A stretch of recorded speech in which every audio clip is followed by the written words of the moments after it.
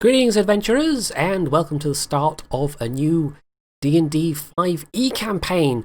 Now, this is the same group that I played the Warhammer Rogue Trader campaign with, or Warhammer 40k, I should say.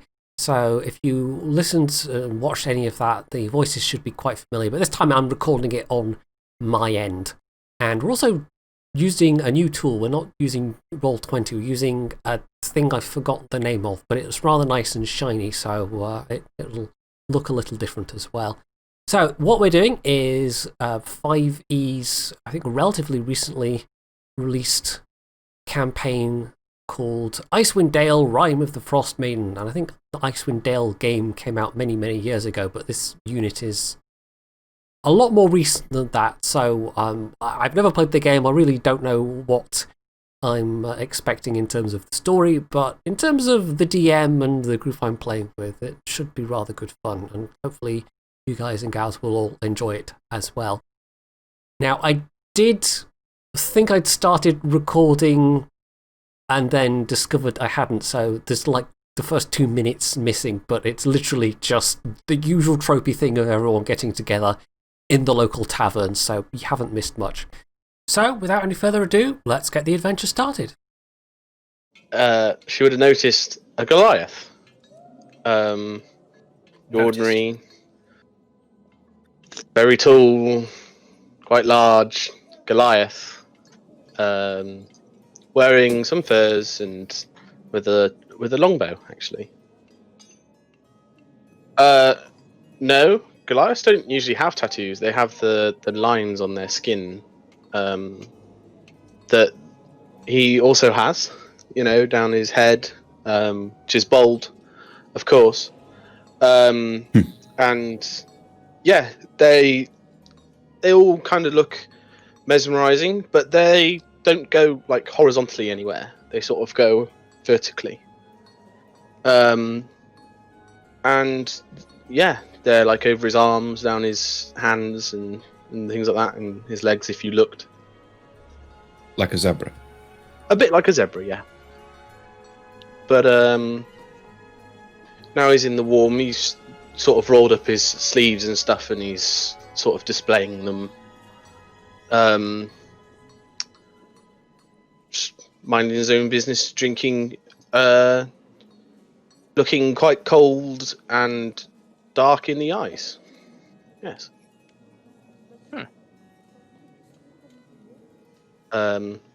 He won't attempt to make conversation, but he will make conversation if if it's made to him. Fair enough. So the door will once again open, another blast of cold air, and who will step in next?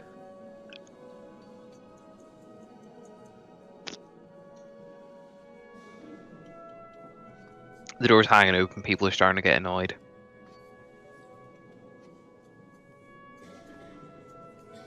Yeah, fuck it. Tobias will walk in next. Slamming the door behind him.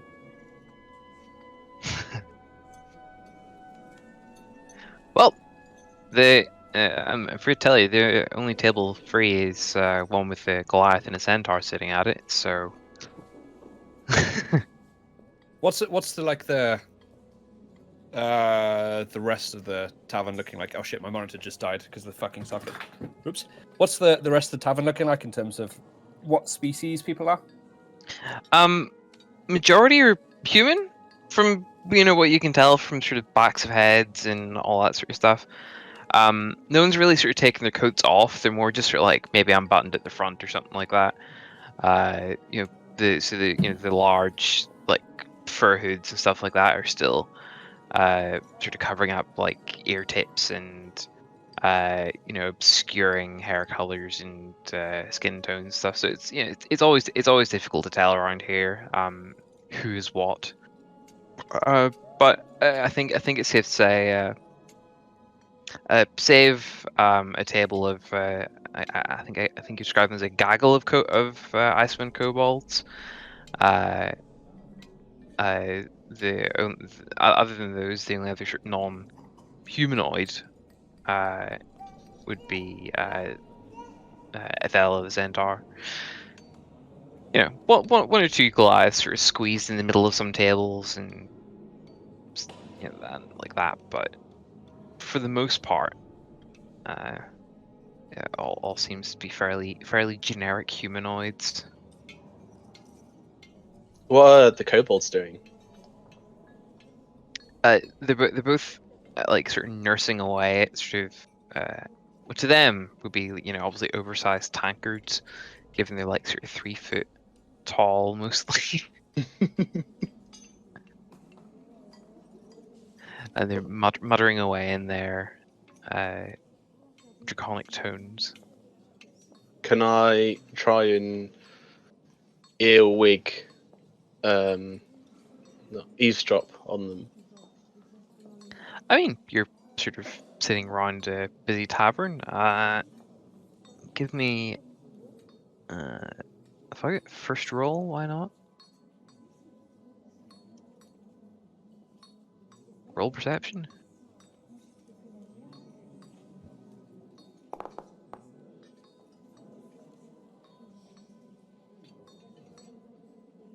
Not bad. You actually hear them whispering about, or muttering and whispering about. Oh, a big lake monster! Yes, big teeth. A what monster? A lake monster.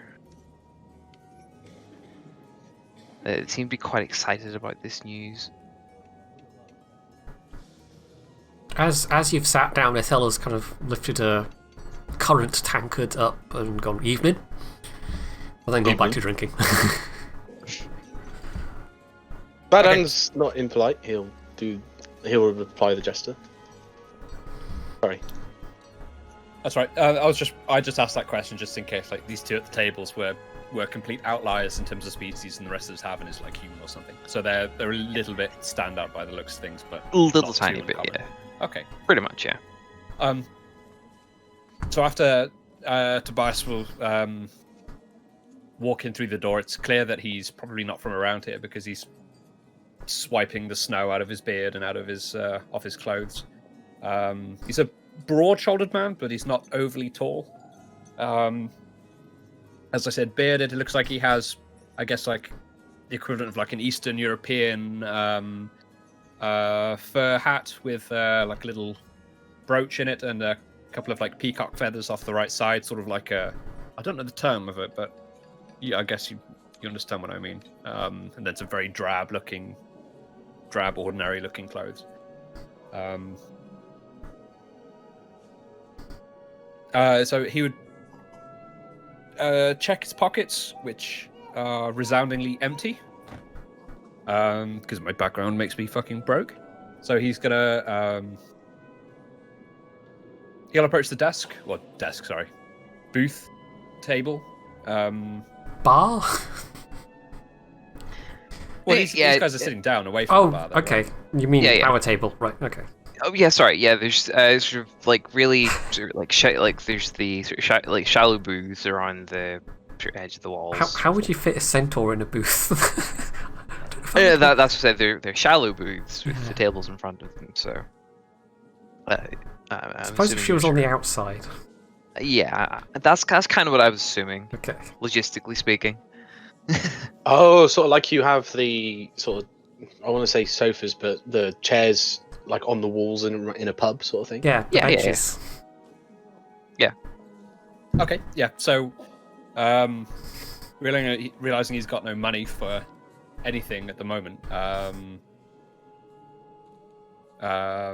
he'll approach the table and speak out. He's got sort of a very very subtle Scotch accent, a little deep, but it's nothing ghoulish or whatever. He'll tip his hat a little bit and say, "Evening, lads." Okay, then I'll sort of look up at him and raise a tankard and go, evening. Evening.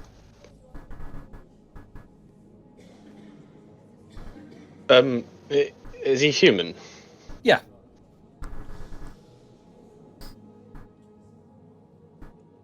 I will confirm he is the most mundane of all of you. Next, I believe. I'm not finished yet, you fucker. Oh, carry on. After greeting the two, he'll ask them a question.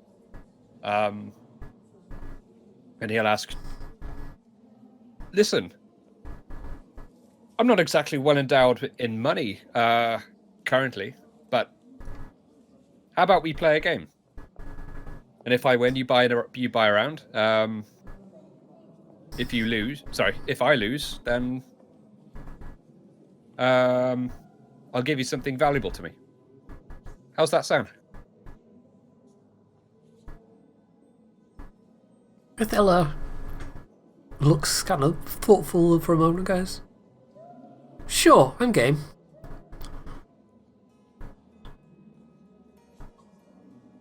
Yeah, But- why not? No funny business, or I might have to rip off a limb or two. She grins as she says it. But you know she's probably not kidding.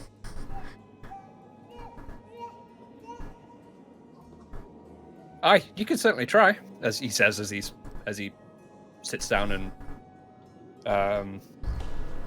at this point he's gonna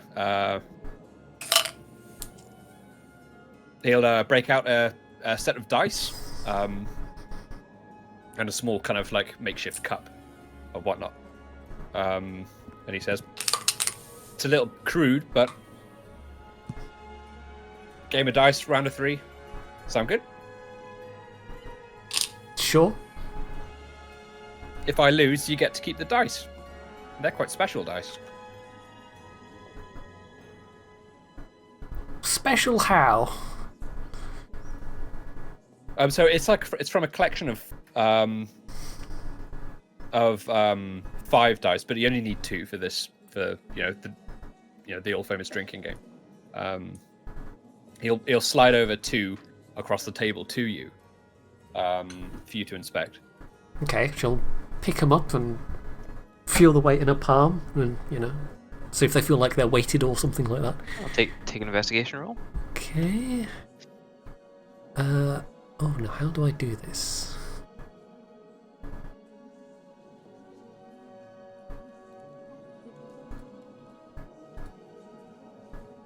Is there meant to be music playing, Phil?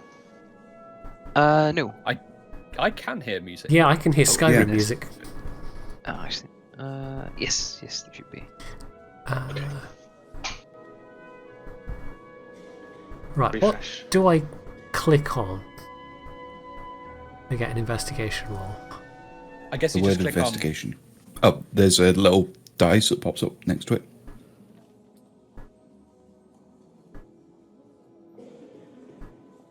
Oh wait. Yeah, on. If you go to attributes, just click on investigation, then click on Yep. normal. let me try Public roll, I reloading suppose. the page. I'm not reloading the page, reloading the thing. The pop-out might be appearing below your character sheet. So if you move it to the side a bit.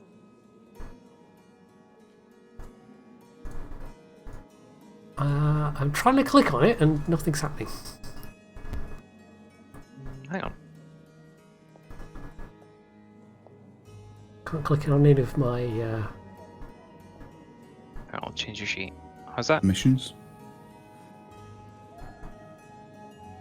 Oh, that might be it actually. Yeah.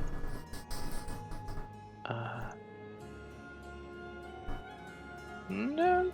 Oh, there we go. That's a mistake. There we go. That's changed the thing. There you go. Try now.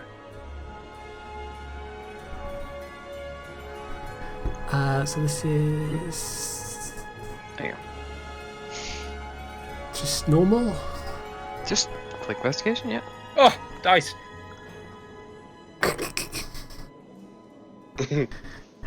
Everyone can set their own custom dice, by the way. Like for example, I've got all mine set up to look like this.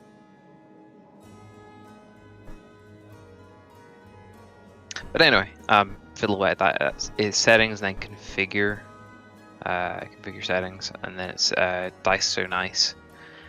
But anyway, yeah, dice look fine. Okay. It should be noted that the dice are clearly made of bone. All You can right. tell because it's like a little porous. They're a little lighter.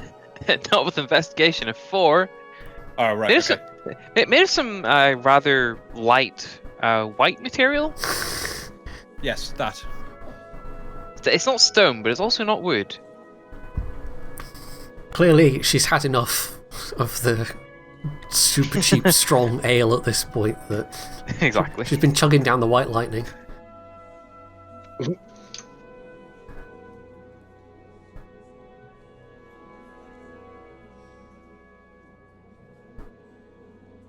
Okay, yeah, he'll hold out his hand and infer to take the dice back.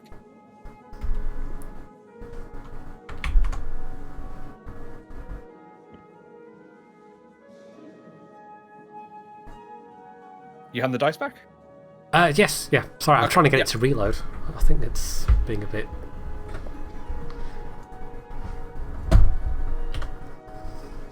Yeah, I might consider like an external hosting server, so there's no like NAT issues.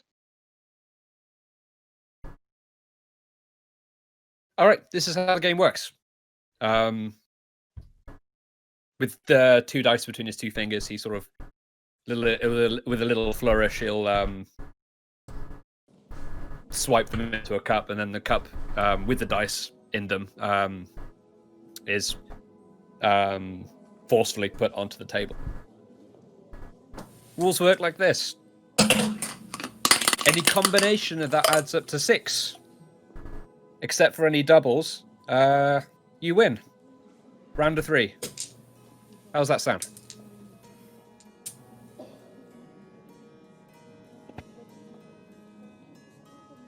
Right, sorry, say that again. I'm looking at the dice thing now. He said any combination that adds up to a 6, or has a 6 in it, you win the round, or doubles, like double 1, 2, 3, 4, 5, infers a penalty. So you're aiming for a 6. Or yeah, you're aiming for a 6. I guess we'll just roll using 3d6, right? Using using the party. Okay, cool. Tobias takes his first.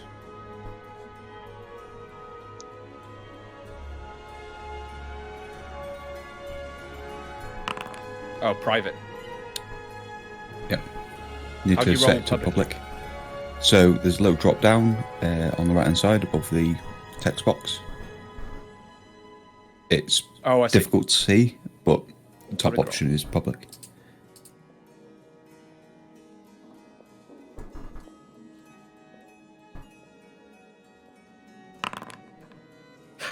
I selected it.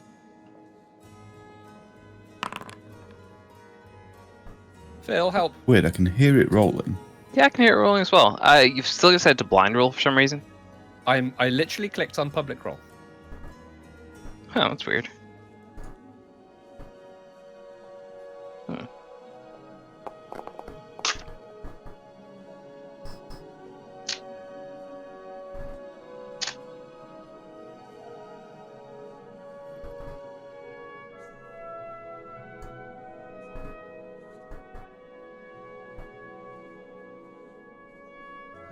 Right, well, Try right clicking on it, and you might have a reveal to everyone button. oh yeah, that would work. Um, Oh yeah, I mean, I can do that for you. Oh, okay. Yep. There you go. So if you click on the 3d6, you can see what dice they are. Yeah.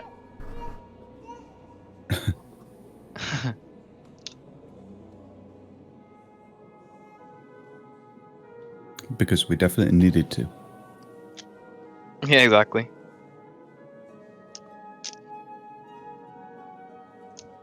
Oh, hold on. I'm rolling one too many dice because I'm stupid.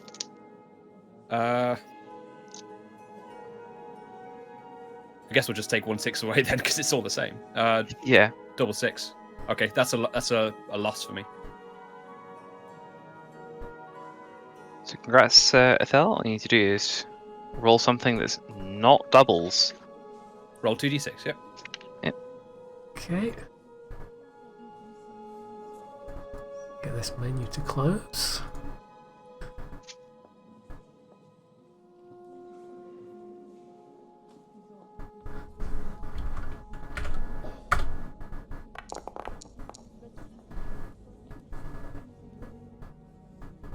Five and a 6.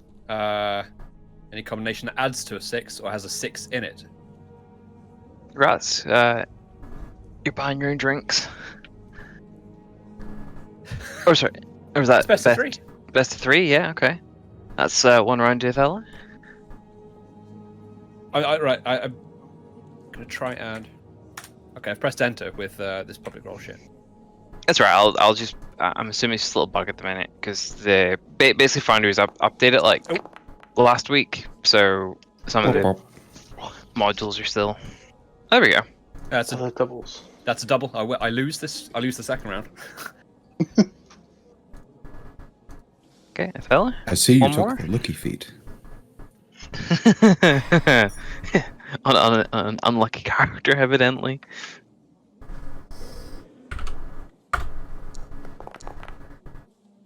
Oh, That's a tie.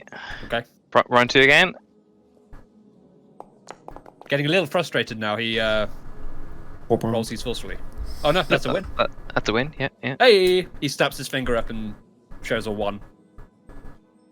Ethel, Hands the round. dice back and says, "You've got to win this one." okay, so it's all come down to this.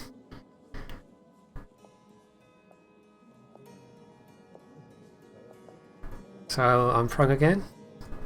Yep.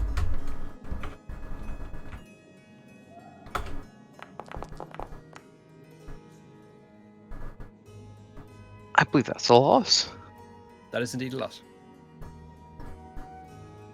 So slamming his fist down with his index finger pointing out, he says, "Hey!" and throws his hands in the air afterwards.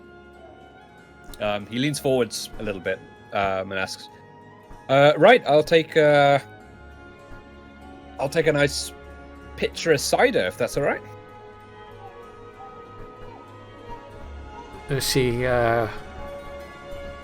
She nods and says, "Fair dues," and stands up and makes her way over to the bar, which isn't that difficult because everyone's going to get out of her way or else, because she's a horse or part horse. After she's moved away, Tobias will lean to Vaden. Is that how you say it? Yeah. I like that better than the way I was going to say it, so yeah. What is Vaden? Vaden's the centaur, right? No, he's the Goliath. Oh, They he's tell the us the centaur. Oh yeah. Okay, gotcha. Yeah. He'll lean over and keep his voice down a little bit, just so that Thela doesn't speak up, and say, "That's the friendliest centaur I've ever seen." Oh, there we go. I've never seen one before. Yeah, Tobias nods, understanding. What's your name? Budden. You? Offering his right hand for a handshake, he says, "Tobias."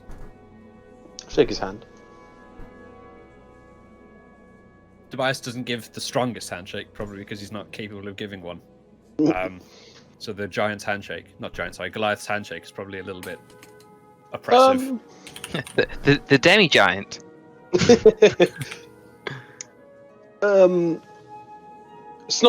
It's not like a hand crushingly strong, but it's certainly firm. Yeah. That's fair, but also you're gigantic, so what you think is reasonable is probably a little bit stronger. Yeah. Fair enough. It's like when you slap a child, they feel it a lot more than if if you slap someone else. That's I like that. That's the analogy that you immediately went to. So, while Phil is up getting a pitcher of cider from the innkeeper, the door blasts open once again, and in steps Runnock. How are you pronouncing it, Bacon? Runuk. Mm-hmm. Yes. So, what do I see? A table with a Goliath and a human just sitting there? Yeah, so there's currently centaur up at the bar. There's a table full of kobolds. The rest of the tables are packed out with a mixture of rather grizzled-looking townsfolk and mercenary types. But again, the only table with empty seats on it is, in fact, the one with the Goliath and a sort of, I think saying wimpy human with a beard is not inaccurate. He's not that wimpy. Okay, I'll move over towards the Goliath and not so wimpy, but still kind of wimpy in comparison. Human. I mean, sitting beside a Goliath makes anyone look wimpy, right? Yeah, sure. Probably.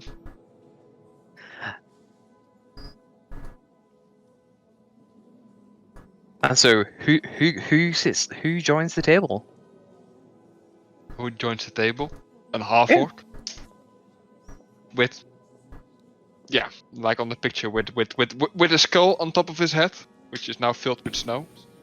So when he sits down, he starts trying to get the snow outside of the skull.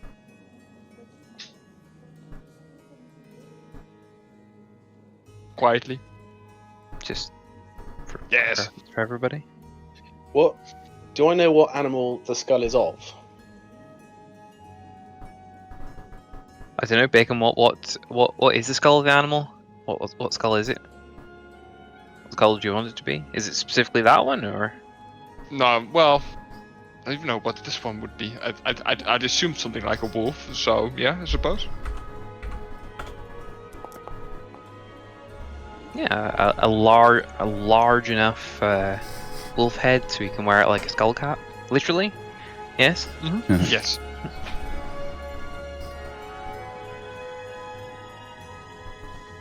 Large enough to wear on your head. A half-orc's head. Well, it's Must large have enough. been. Oh, sorry. It barely fits. It fitted at some point, and at the moment it fits less than ideal. Vaden will sort of nod at the skull and says, "Must have been a hell of a hunt."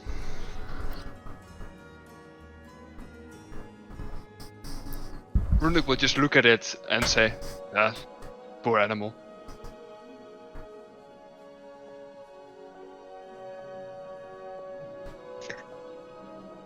I'm sure by this point, Ethel will have arrived back. With, Yeah, she's going to put the pitcher down on the table with a big plunk. Is she going to sit down? Well, she kind of folds her legs under her and essentially is kneeling at the table, the outside edge. Runuk would be staring with a little bit too much interest in how a centaur sits down. Woman.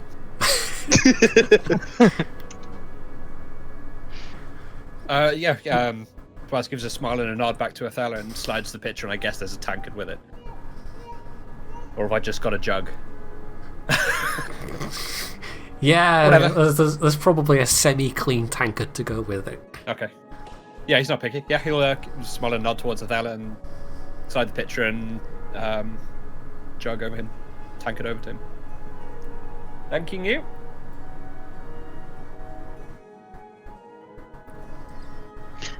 So yeah, just as you're all having your conversation, there's another sort of brief blast from the door, but yeah, I don't really notice anyone. And what is Runuk having to drink? I don't know, whatever is strong in alcohol but cheap.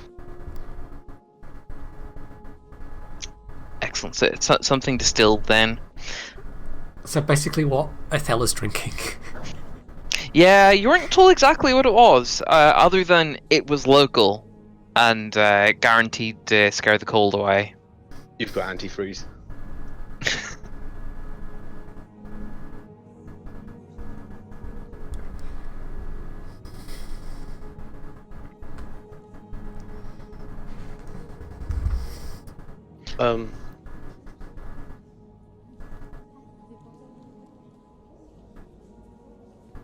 Can I take perception checks from everybody, please?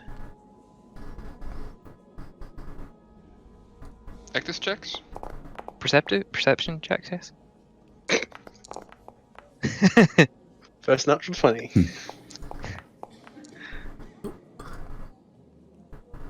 Wow. Oh yeah, you took fucking observant. Mhm. No, I didn't. No, not But you. I did. Oh. Oh. 2 people with observant. Oh, Wow. Is that how this Open campaign's dice gonna go? settings, by the way. Hey, Phil. Mhm. You're the one who boasted off by saying that your rolls are backwards compared to what they were in Rogue Trader, so we've just got to make up for it. Yeah, apparently so. Okay, that's so that thing, you know, in a busy room, and then there's all of a sudden this vibe that goes through, and everybody just shuts up, and like turns your attention to something. That's pretty much what happened at the table. Tobias was, halfway through a chug of his cider, so obviously he didn't notice. But the other 3 of you have noticed a rather wide-eyed kobold staring up at you. Vad and you in particular.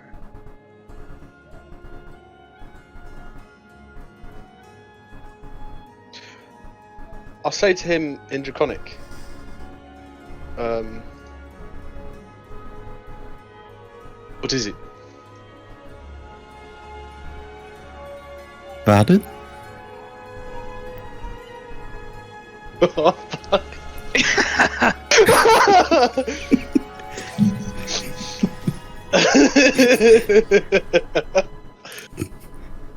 Brother? Is that you? Fadden will look very, very confused.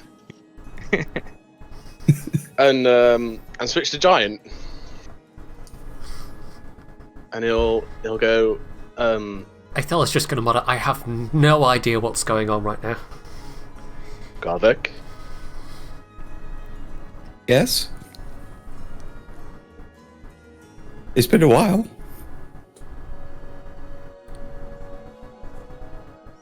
Fucking Fadden will just sort of leap out of his seat and just give this kobold like the biggest hug a Goliath could give to something so small. It's 2'3". Yeah. Kobold.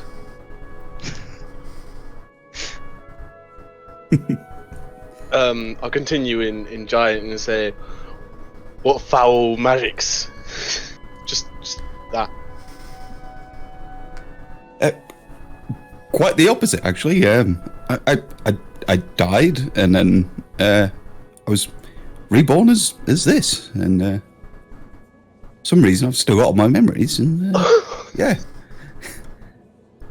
quite fortunate, really. Was this all in common? Giant, I believe. Oh, giant. Yeah, that was all in giant. So Right. unless anyone speaks giant, Oh my god! I wasn't expecting this. we know. Oh fuck.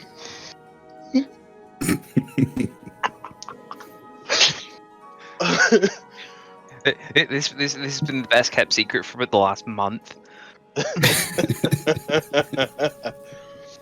Even like feeding you fake character sheets. Yeah, Oh, you fucking bastards. yeah.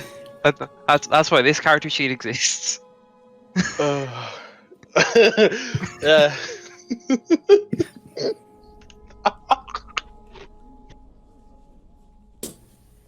Oh fuck.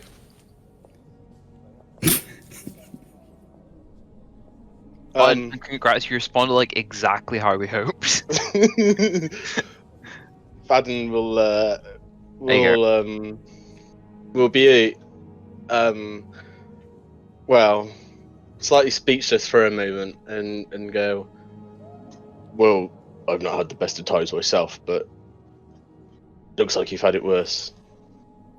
And he'll go off and buy a round of the biggest, like, steins of strongest beer from the bar and get one for everyone. Hold on. Fucking kobold.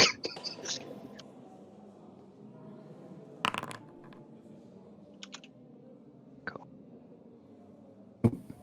You got that right? Me? Not you. Yep. Cool.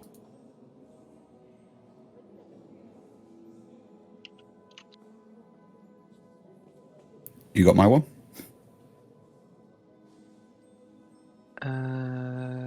No.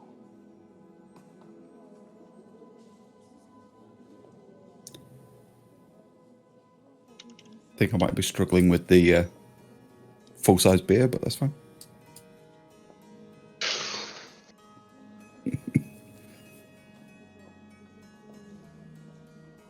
So yeah. My picture's still not on the character sheet. Yeah, it's been really weird. I will figure that out for later. But does this share? Yeah. There you go.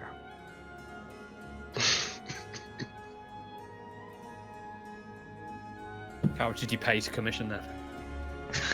Nothing. I did that myself. Well, I didn't draw the picture, but I did the token. Where are the porn versions? There were so many porn versions. I hate looking for exotic races on Google Images because it's just terrible. Like, I've even seen porn versions of centaurs in the last couple of days, and I've not even looked for them. Rule 34. There's like 3 subreddits dedicated to it, by the way. Don't ask me how I know. I don't think I want Ask to. him how he knows. No, don't. There's a dragons fucking car subreddit, right? Dragons I fucking mean, I do cars. now. The fuck? I don't want that on my wanna see search it? history. No. Ugh. Fuck's sake. Is there a just for future, just to keep this in mind for the future? Is there like a DM message? Yeah. If you can literally, it's same idea. So /w, just Phil works. It's smart enough to sort of go to the closest person that it should be. Okay, yeah, gotcha. Can't you do a Or /GM? GM, yeah. Or /GM, yeah. I think it's the same sort of syntax as Roll20. Yeah. Kills him. Mm-hmm. /GM is not a valid chat message command. Or DM? or /w, GM works. Oh, that's probably it. Yeah.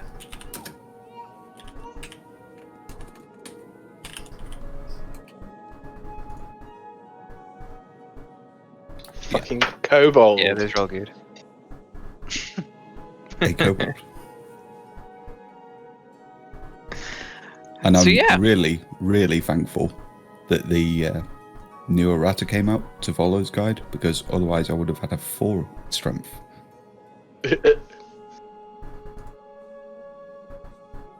No, I did say minimum of 6, flat, like no lower.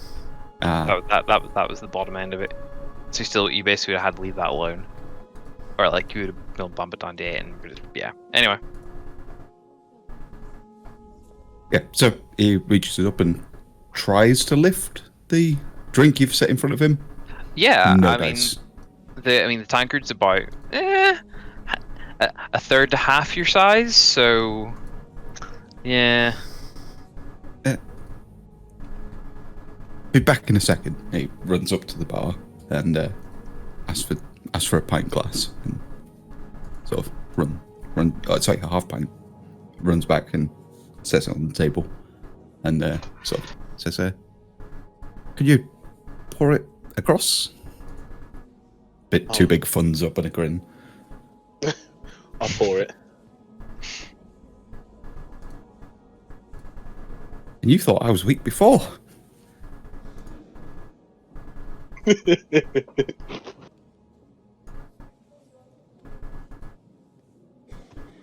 Baden will just grunt like, hmm.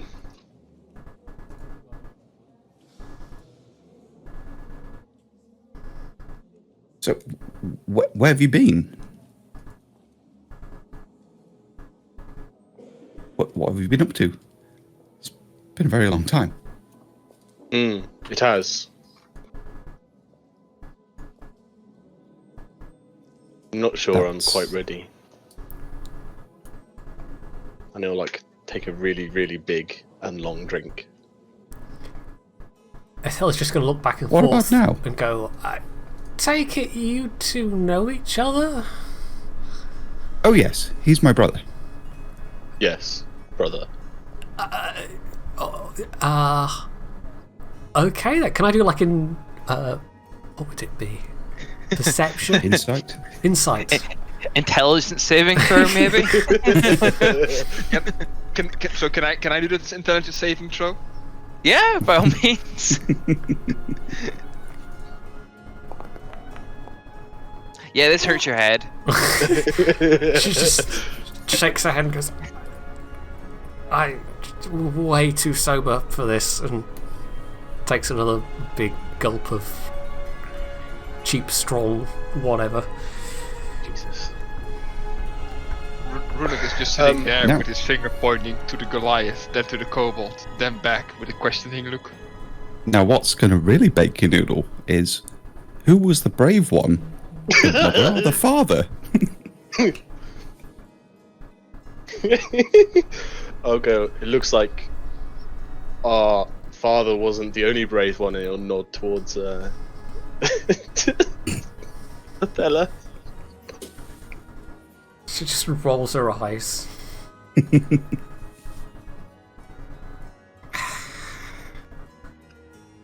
She's not even going to bother pointing out that her parents were in fact both centaurs, and just, you know, just... She's heard it far too many times.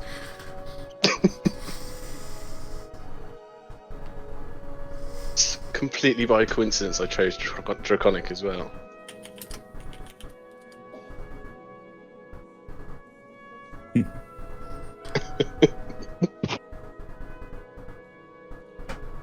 So yeah.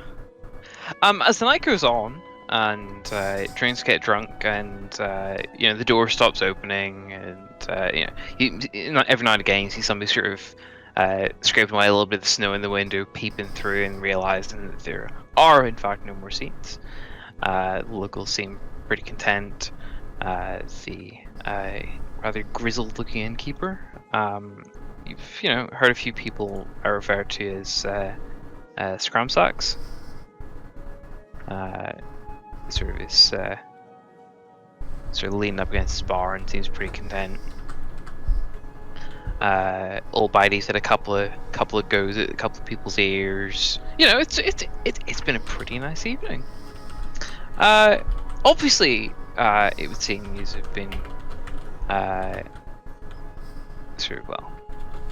getting on well enough. No one's tried to kill each other with a dice set, for example. But as soon as the night settles in and the sort of rowdiness of the early evening sort of settles down a little bit, you're starting to hear about the whispers and news and hushed but rather excited interest in the recent murders. Typically, the go-to conversation, much in the same way Brexit is a go-to conversation, is will the winter ever return? Will summer ever return? But now it seems to be more like, will I be the killer's next victim? 3 murders have been committed in the past month. I'll close out Icewind Dale.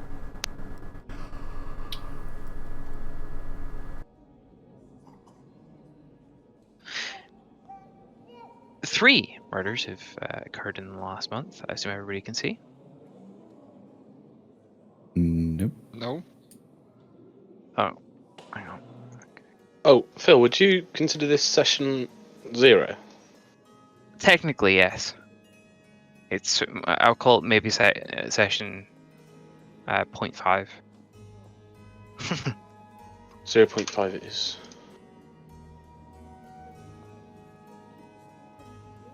If everyone comes over to the Icewind Dale map, 'cause it doesn't seem to have pulled you. I need to get that module back. Do you Has have pulled the? me. Wait. Oh, I can see. Yep. What was that? What was that module called again? So it's just like, get over here. Everybody look. Everybody look, that was it. I don't know if it's been updated yet. I'll give it a go. Mm. Start quick reload.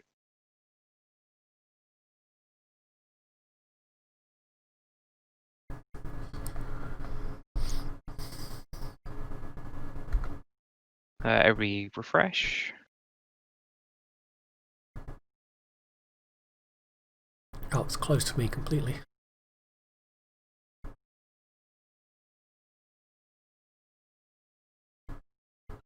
Ooh, darkness. Don't I say assume it he's- too loud. The warlock might hear. I assume you can all see the party token here. Yes. Mm-hmm. Cool. And the explored area? Yep. No. No. I see only the light that the token has cast. Yeah. Right, okay. In that case, give me 2 seconds. Oh.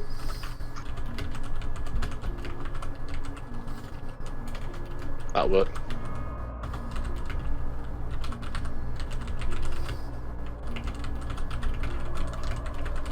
That might be a bit generous.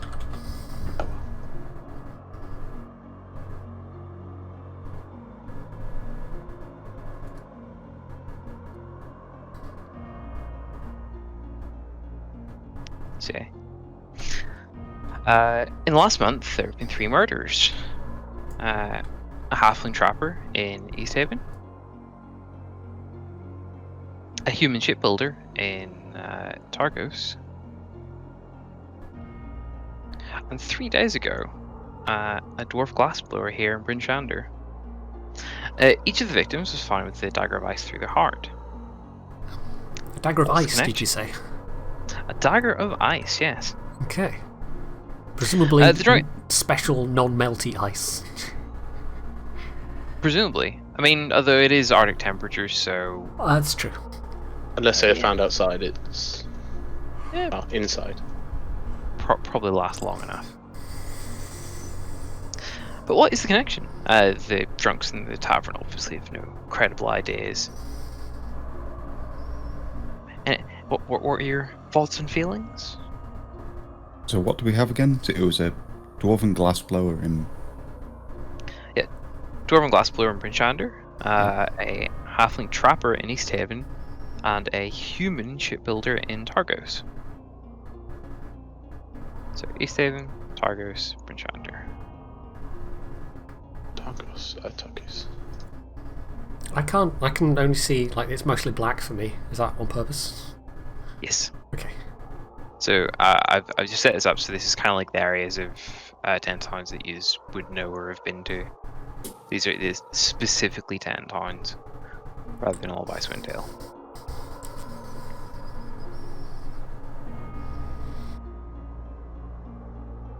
Cool.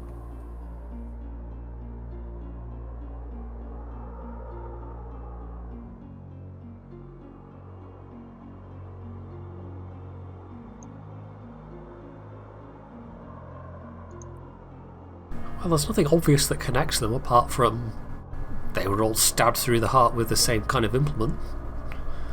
The road. They were all very short races. Relatively close together, I suppose. Wouldn't consider human short.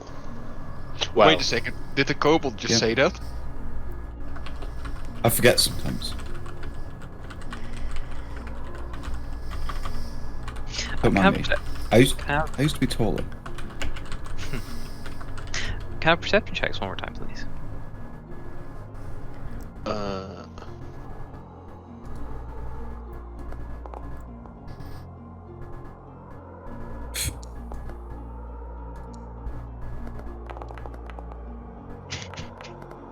Jesus Christ. We've got the 20s all out of the way, boys. Let's go. I was going to say, the plot relevant roll, doesn't go so well. Of course. Athela, Tobias, you maybe thought you noticed somebody watching us all night, but now you're sort of a bit more sure. There seems to be an elderly shield dwarf with a nasty scar across her nose, who looks like she's got something worth knowing. She's been smoking her pipe and eyeing us pretty much ever since she's sort of come in and, obviously started paying more attention to you after you started getting on a lot more obviously as a group.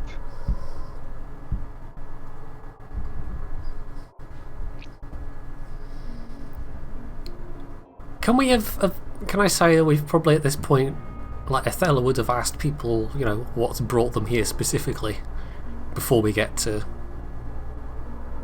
Of course. Ask away. So, yeah, basically that kind of makes an expansive gesture at the table and says, "Well, I came here just looking to make a bit of coin. What about the rest of you?"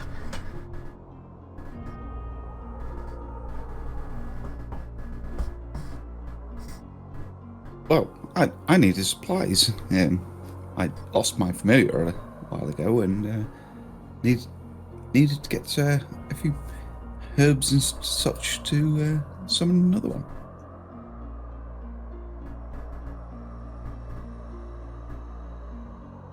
Can't think there'd be much growing here these days that'd suit that, but incense, charcoal, anything will do, really. fair enough.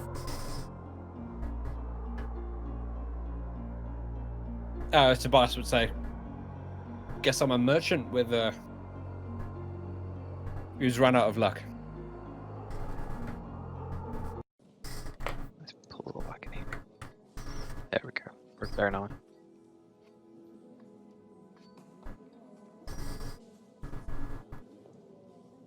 Bruno will just respond with, "I live here."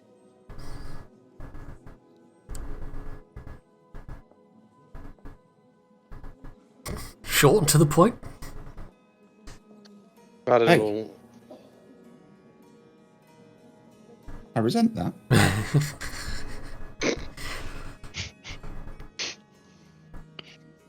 Fuck's sake.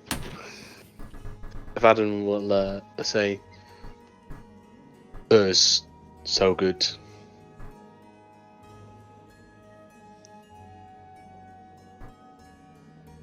What was that? Sorry. Furs sell good. Not much of a conversationalist, are you, Stripes?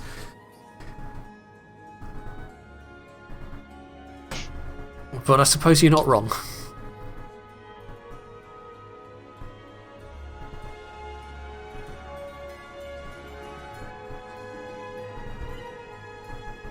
Fair enough. Well, aforementioned, I tell you what, 5-minute break, and then we'll get into the meat of it. Okay. Okay. Sure. Yeah, sure. Sure. Cool, point 5. So, this dwarf who's been sitting chatting away with the innkeeper most of the night comes down off her bar stool with the little hop that most dwarves sort of have to do. Unarmored, doesn't have any weapons on her other than like a fairly well used hand axe, sort of chipped away in a few places, but the edge is still very much looked after. Has sort of that relaxed veteran vibe. She's clearly seen a lot and isn't going to be seeing can't see herself being surprised. I mean, she doesn't even flinch by whatever antics the kobold and the Goliath are up to at the minute. I don't know, doing like helicopters or some shit. I don't know.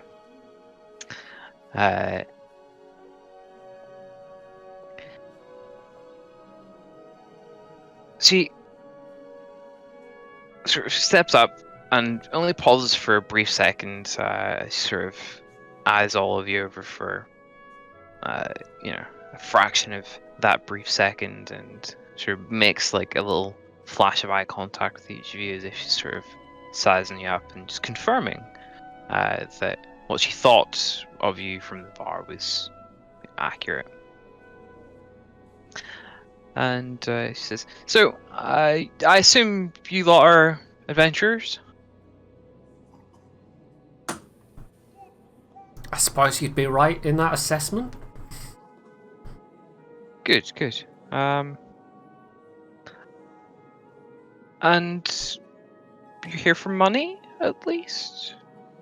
Or morals? I'll take it if you've given it away.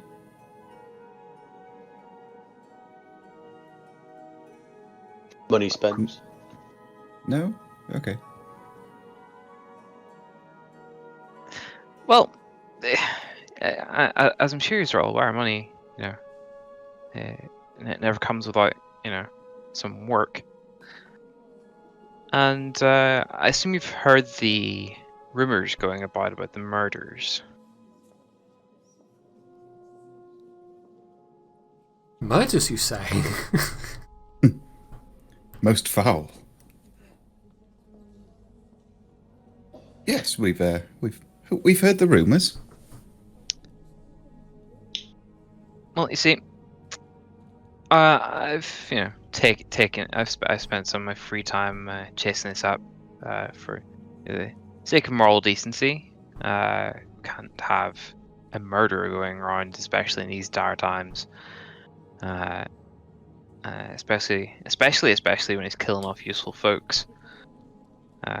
You don't get those victims very often. The sorts of skills those victims had very often. And I have a prime suspect, as it were. Would you be interested in acting as my... I see a prime suspect on her person? No, you cannot. Where is he? She? They? It? He. No. And there's... That's not very polite. There's 100 gold pieces in it for you. If you Gold, you say? Yes, 100 of them. And a hoard, you say? she pulls out pulls a little pouch off her belt and pulls back the drawstrings and shows you the pouch filled with gold. I glance towards the table of other kobolds. They haven't noticed the glints from the other side of the room. Good. Well, I can't speak as to the rest of these folks, but you've certainly got my interest.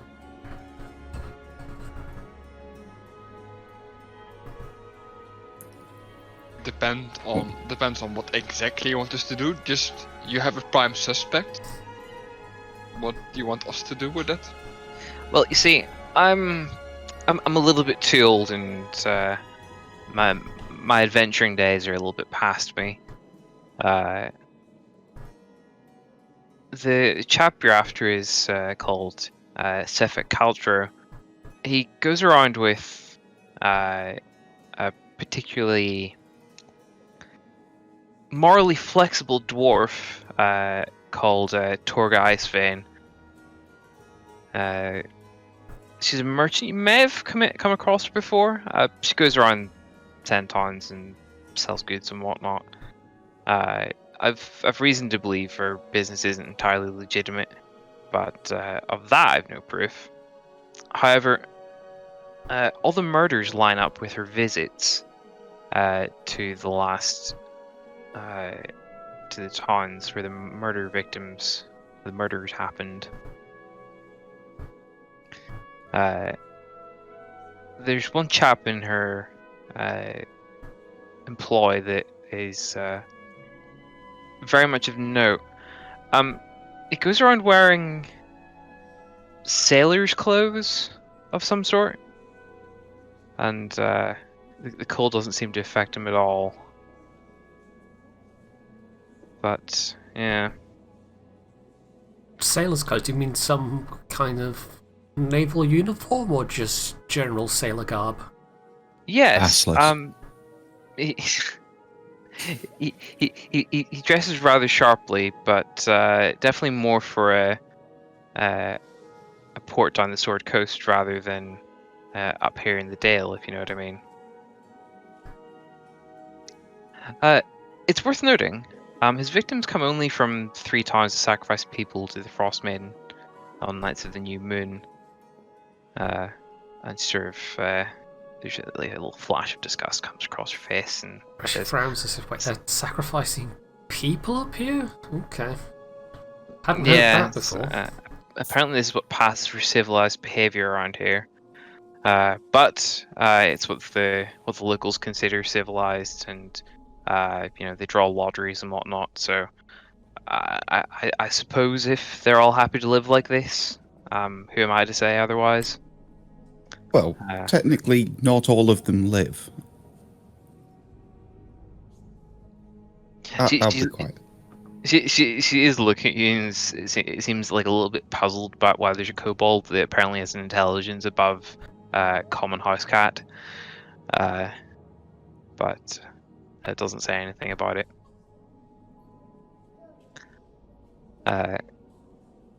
She suspects that the killings could have something to do with the lotteries.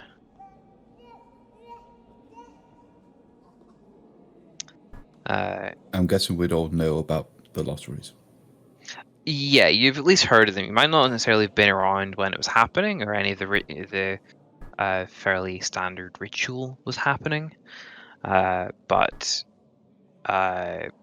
you definitely know the sacrifice to the Frost Maiden happened, and yeah, a couple of the 3 of the towns in particular do human sacrifice as opposed to say hang out some like particularly large, like the catches of the day sort of thing.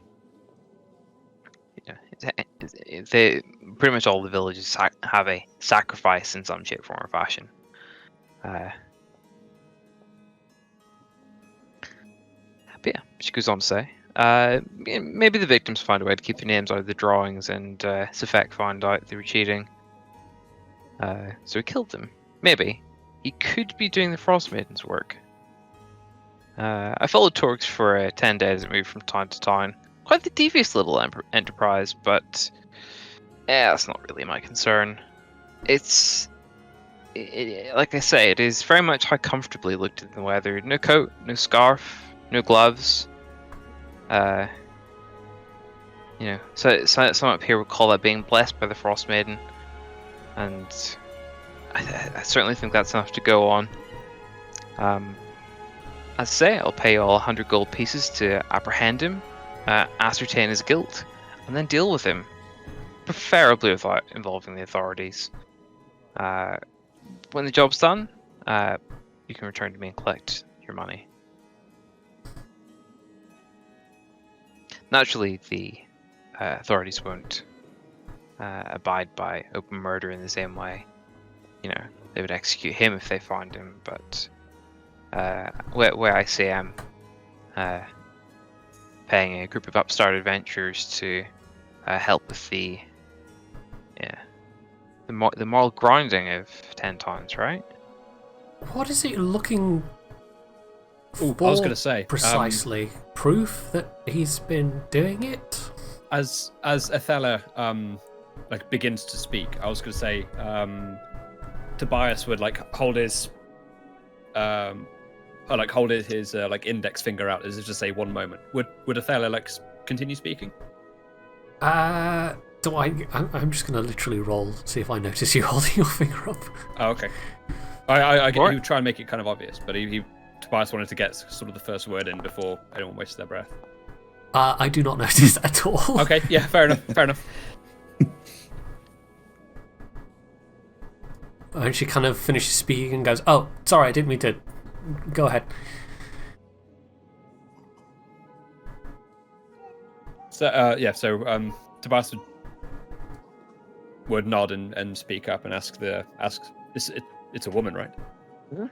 Female dwarf. Woman. Yeah. You can tell because the beard is braided.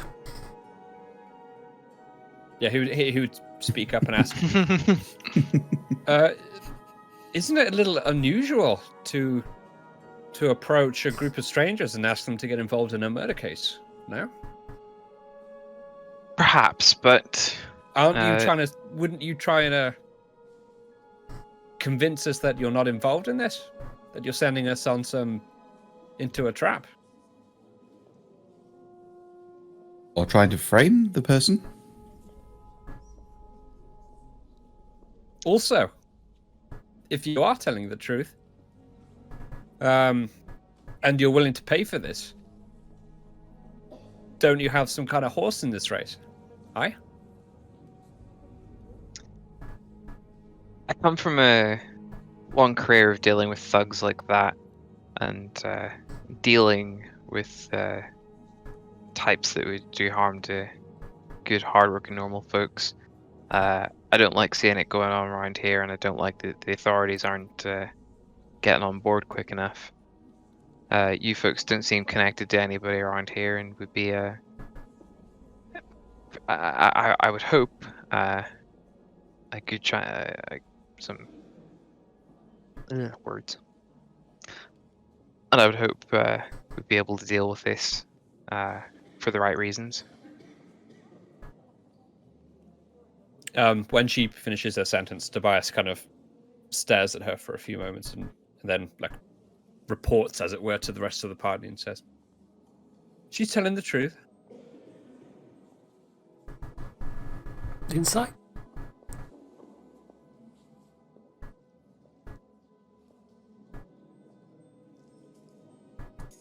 Believe me, she's telling the truth.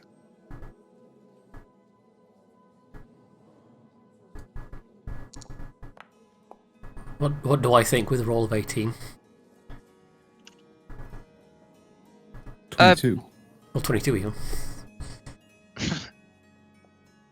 Does she seem truthful? You're happy to believe that as well. You don't see any reason to like think against.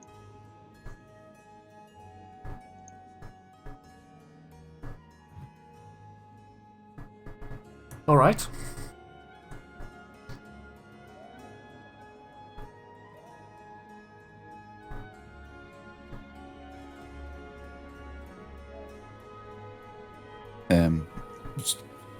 Garvik's going to be like pry his eyes away from the bag of gold and say, "Yeah, we will need some supplies. Yes, supplies. And can we possibly work out a deal to get half of the money before we set out?"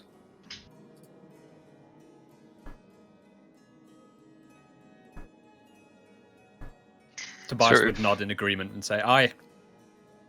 I won't be able to get a tent and other stuff with war games of dice." She sort of rubs her chin a second and says, tell you what, I'll cover your tab for the bar tonight, but I'm not giving you a penny of the gold." But gold. That's as good as an argument as you're going to get out of him.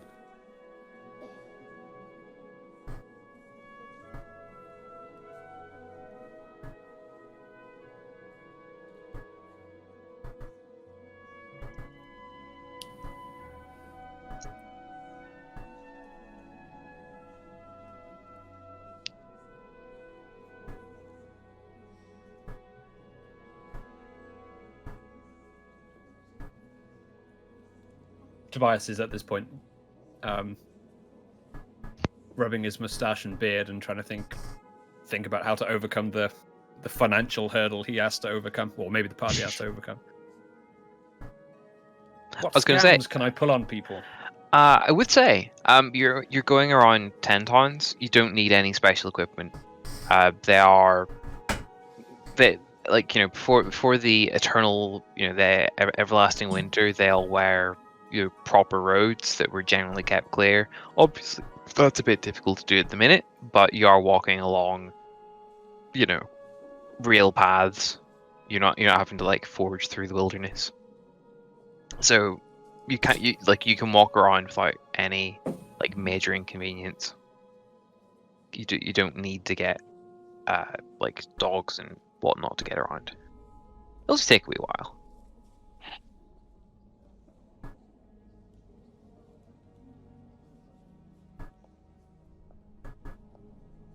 How is the rest of the party in terms of money? If you're willing to talk about that.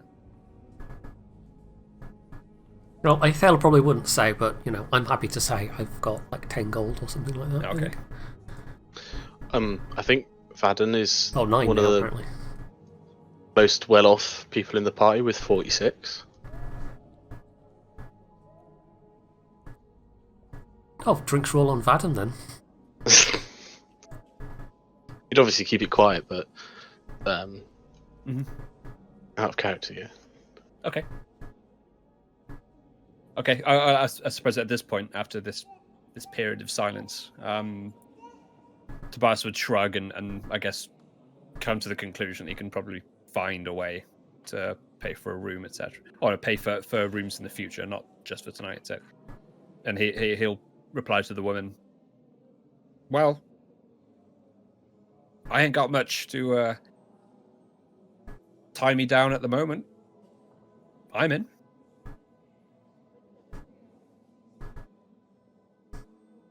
I just sort of glances at the rest of you. What? So what was her name again?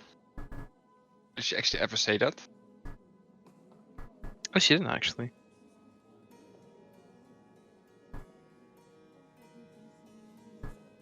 Then that's what Runic will ask first. What her actual name is. Fair enough. And it sort of, you know, blinks and as if oh right, she didn't actually, you know, say that. Her name is Hilm Trollbane. Hlin, Hlin. So it's a bit Welsh.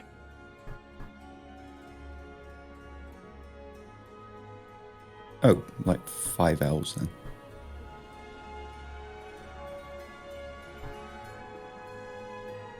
But when she says that, Runic would just say, I'm in.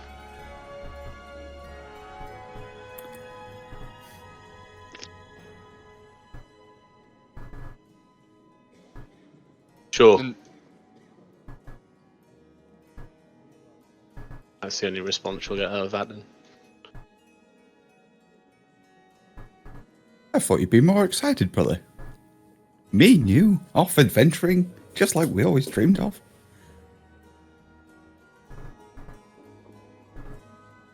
What do you say? He says yes. Yes.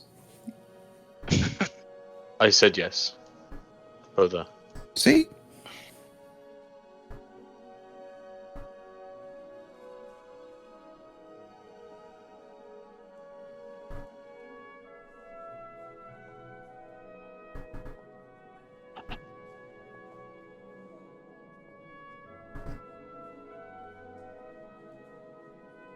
Fantastic. Well, in that case, I do have. I've got a hint. I've got a lead of sorts. I heard her next stop is somewhere on Murder-hobos. Specifically where, I'm not sure, but I know she's heading back that way.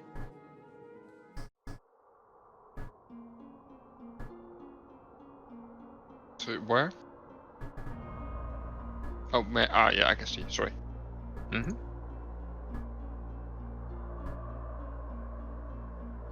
It's heading over this way.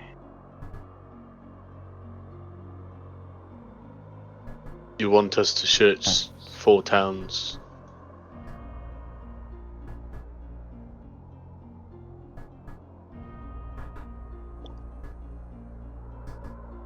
I'm sure you'll be able to find her easy enough. There's really only one of 2 ways she can go.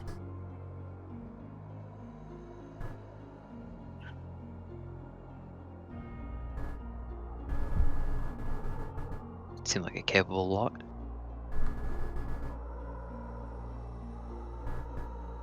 I mean, they've already killed in East Haven, Brian Shander? Bryn Shander? Bryn Bryn Shander. Shander. And Targos, so... Bryn, Sorry? yeah, Bryn Shander was also the most recent. Right? Mm-hmm. Which one of these sacrifices people? All 3 of those. Which one of like Turlemagne, Lonelywood, and Bremen do as well?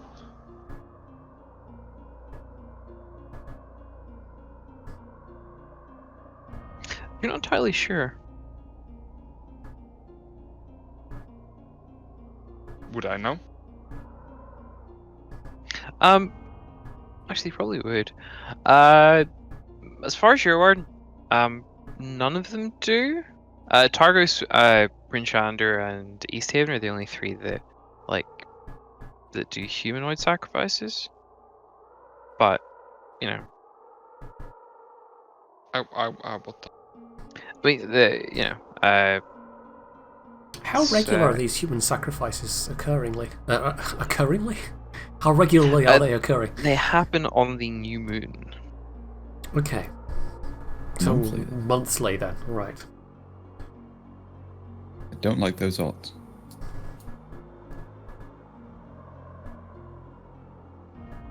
Oh, it's a good job none of us are human dwarves or halflings then. Oh, sorry, Tobias. It's okay, we'll look after you.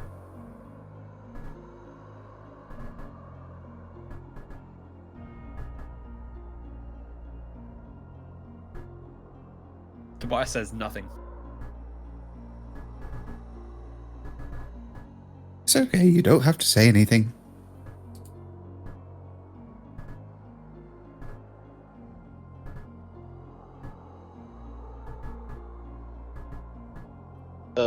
Vadan will sort of get up from his seat and go, "A hunt then," and I guess start walking off.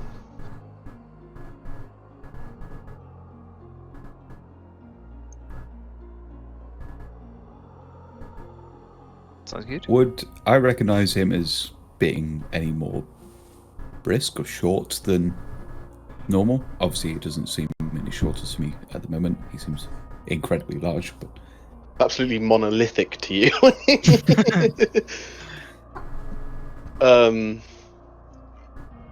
do you mean? As in, like, are you acting any differently to how you used to?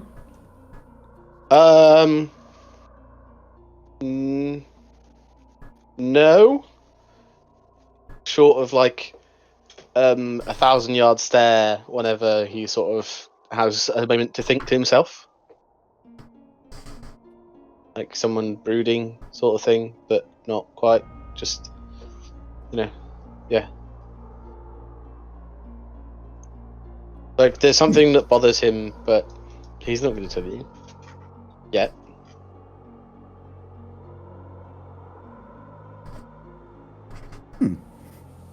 Noted.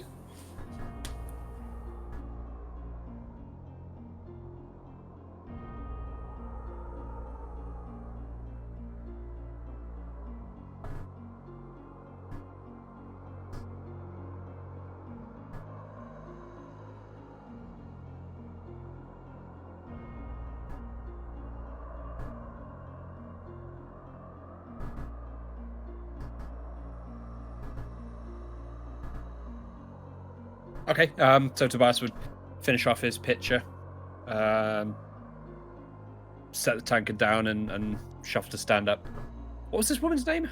Oh, Hlyn. Yep.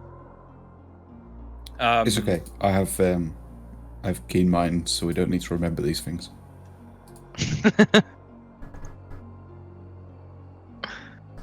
Yeah, I guess Tobias would ask. So, when the job's done, you'll be back here? Yeah? Yep.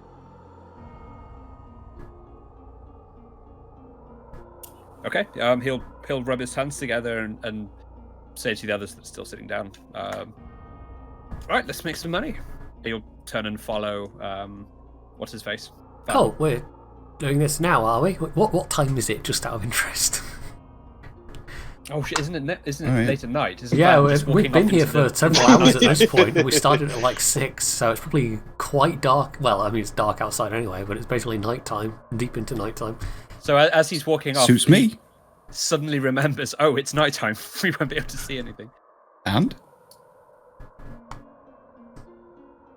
nighttime's good. As he walks away, Runic would also mention the woman offered to pay our taps for tonight. Yes. That's why we're walking off before she can change her mind. Might as well get a comfy bed out of it, for Yeah. crying out loud. Yeah, I suppose. Yeah. Or in my case, probably a comfy bale of hay? I don't know. I assume Bed I'd be you can sleeping eat. in the stable.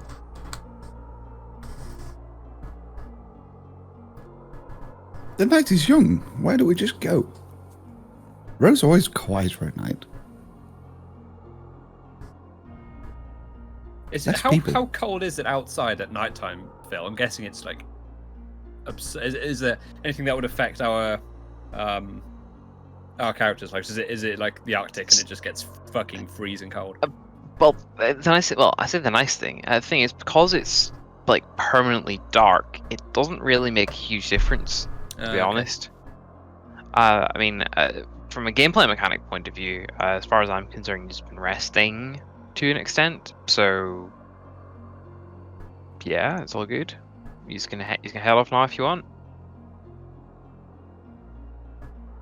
So Vaden has gone like outside and is waiting for the others. Is that correct? I wouldn't say he stepped outside, but sort of stood up and waiting for a reaction from everyone else. Okay, yeah, yeah. So yeah, I guess Tobias would look a little torn, seeing as he does technically have a free bed here, but whatever. He'll just continue on with Vaden towards the exit, I suppose. Hella just sighs, rolls her eyes, and heaves to her feet. And mutters, well, it would have been my plan, but okay. Runic will chuck the rest of his drink and move together with the centaur.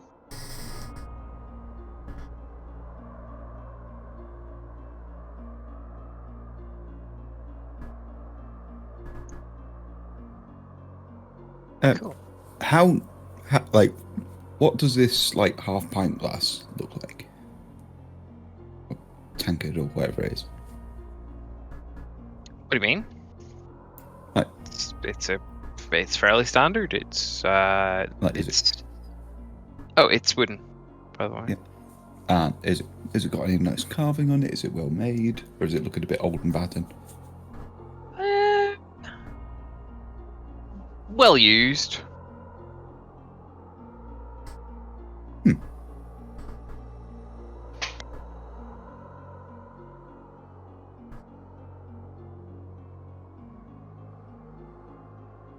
He'll leave it then.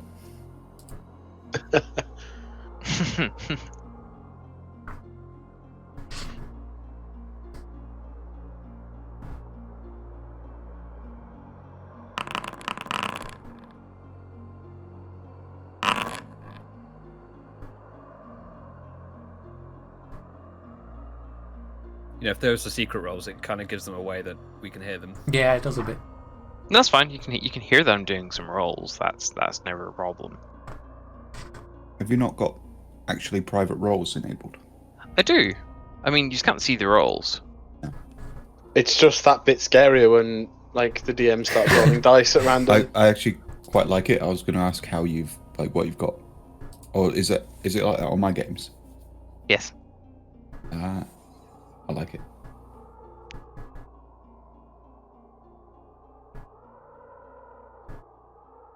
So, what's the plan, gents? Do we actually know where this person lives? Did we get that information? No, this. Or are we so, just wandering off into the night randomly?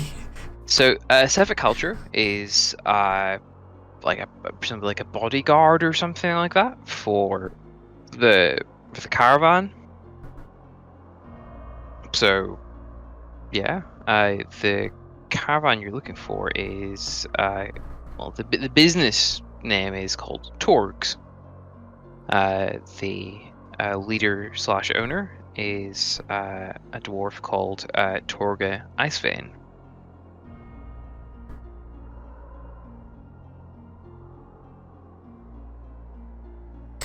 Well, a caravan. Before we leave, It's a trading caravan. Caravan would before we explain leave, why the murders are I'd like spread to. out. Sorry, go. No, that was it. That was all I had to say.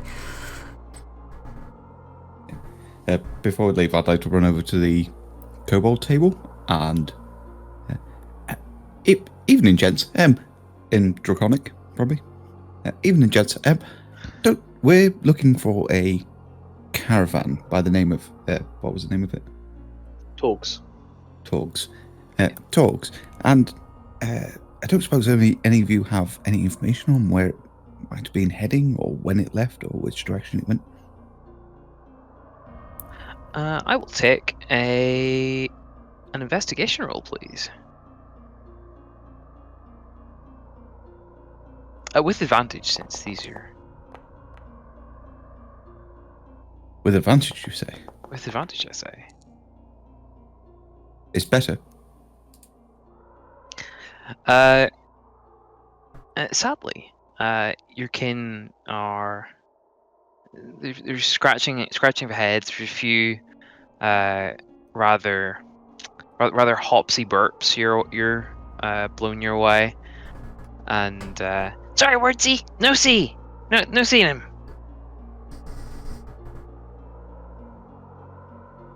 Oh, okay. Thank you.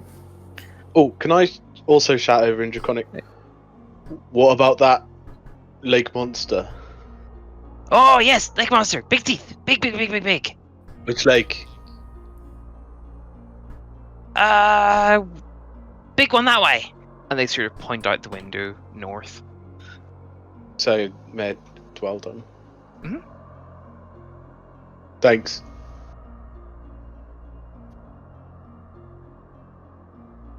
The one that had puffed himself up to point out, sort of pull himself up to full height, standing in the seat, and points out the window excitedly, sort of almost flops back down. The little burst of energy has left him in.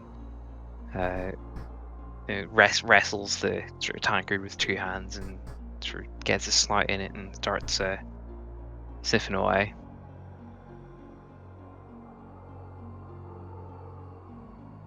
Nice guys. Walk off. They've not seen anything, but it's okay. Go right back where we started.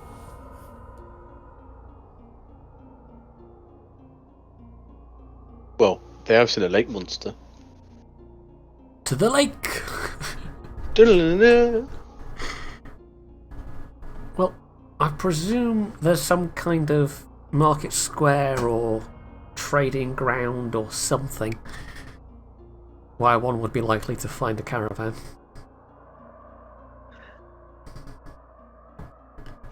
This being a traveling caravan, so it sort of does a vague sort of circuit around 10 towns. Oh, would there be ledgers of any caravans coming in and out of town? Maybe.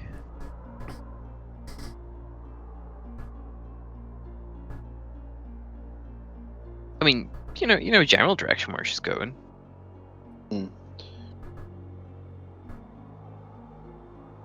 Do we know when she left? Or she's come from anywhere? We don't, do we? Left a couple of days ago. So it could be in any of those 4 towns, basically. Okay.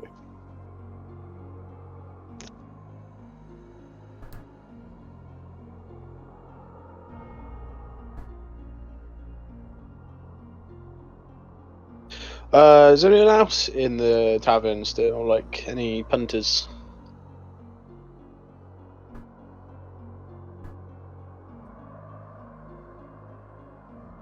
Yeah. I mean, place is still place is still busy. A lot of the energies throughout the place now, and people are just having normal volume conversations, and a few more drinks are getting nursed and all that sort of stuff. I want to look around and I want to see if there's anyone who is like who would look like a caravan mercenary or like a caravan guard or like someone there's who owns a caravan. probably there's about 3 tables of people that could meet that sort of description. I'll take an investigation roll. I'll meet them with the usual shortness of Torg's caravan. Hold what? +5? Yeah. Wow.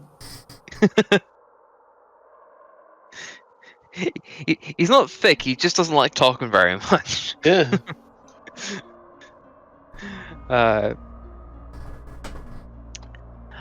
The table sort of exchanges looks at each other, and there's a brief sort of flash of disgust in their faces, mentioning Torgs, and it's like, oh yeah, that rip-off merchant. Last I heard, she's going to Bremen. Thanks. And he'll just get up and leave. No, like, thank you, goodbye, thanks, and leaves. They sort of shrug and get back to the conversation. He'll return to the party and go, Bremen, and just head out.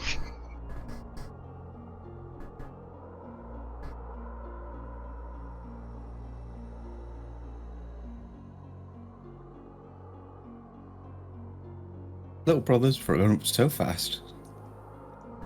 It's even saying thank you now. Well, thanks. It's close enough.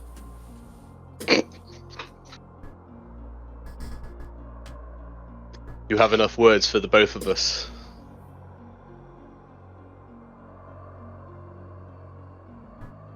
Wait. Did you say little brother? Yeah.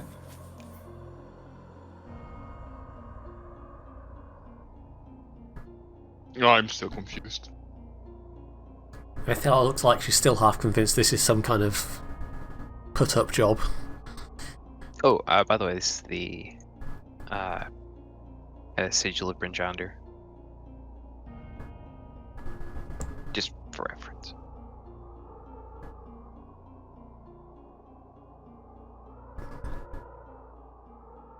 But to Bremen we shall go then? Well, we don't have any other leads.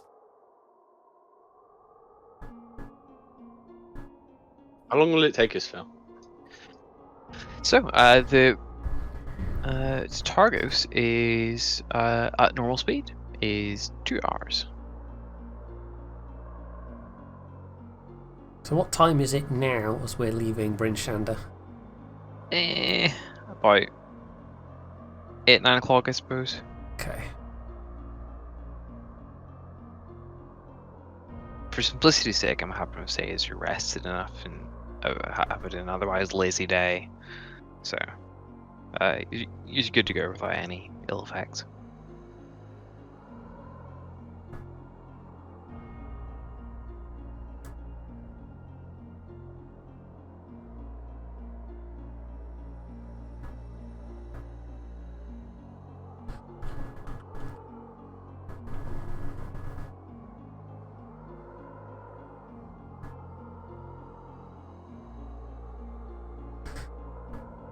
Well, unless anyone has got any other desperate, pressing business here and now, I suppose we should set off.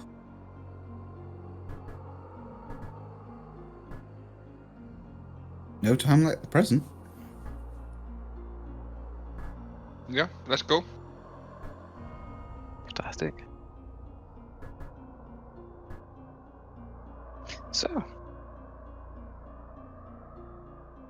everything go.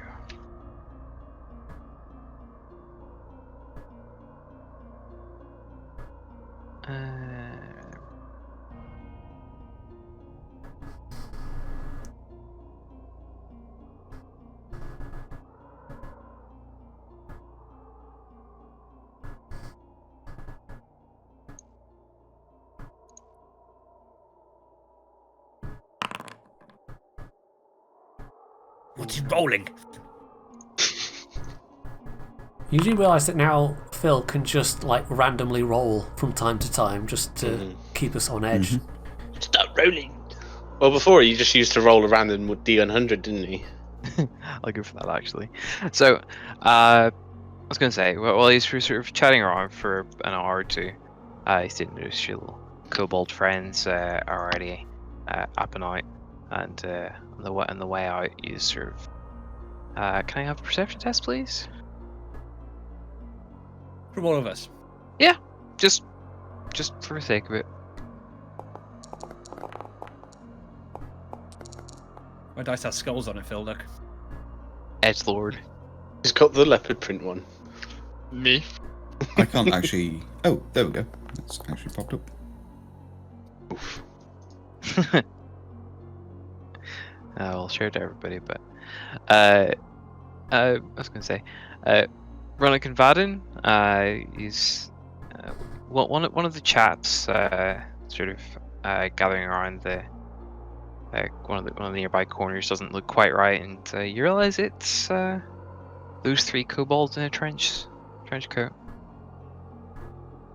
Are you sure? Are you sure it's not a small dragonborn and a kobold in a trench coat?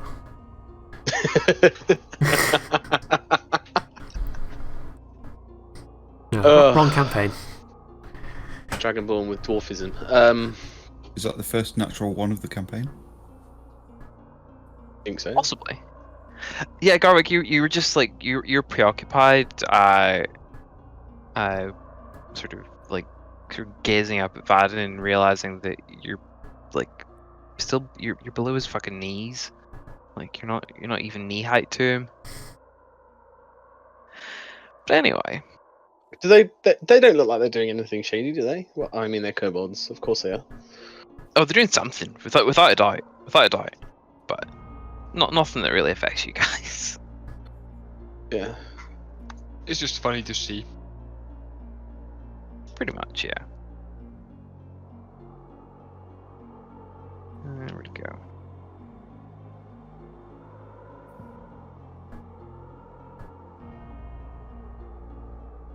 So yeah, the 2 hours goes fairly uneventfully to Targos. It's late at night, no one's around. Very much correct in that it would be a pretty smooth walkover.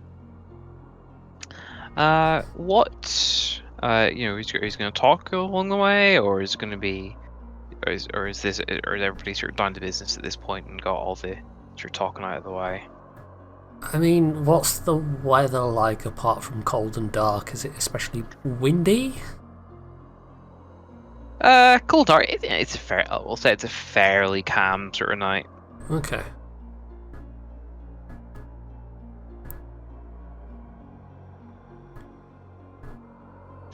So yeah, welcome to Targos. I guess Athela wouldn't have felt much like talking, given that she could have had a nice warm place to sleep, but instead she's trudging through the snow.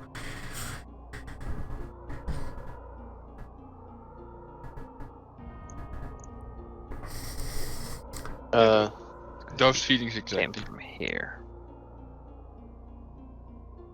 Are we walking through Targos, or are we going to sort of do anything here?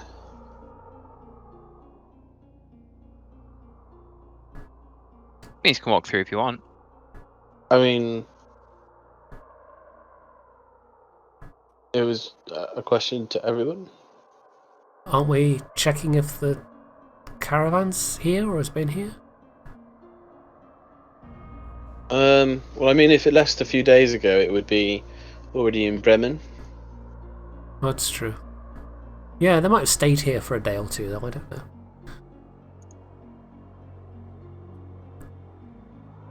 We could ask one of the guards.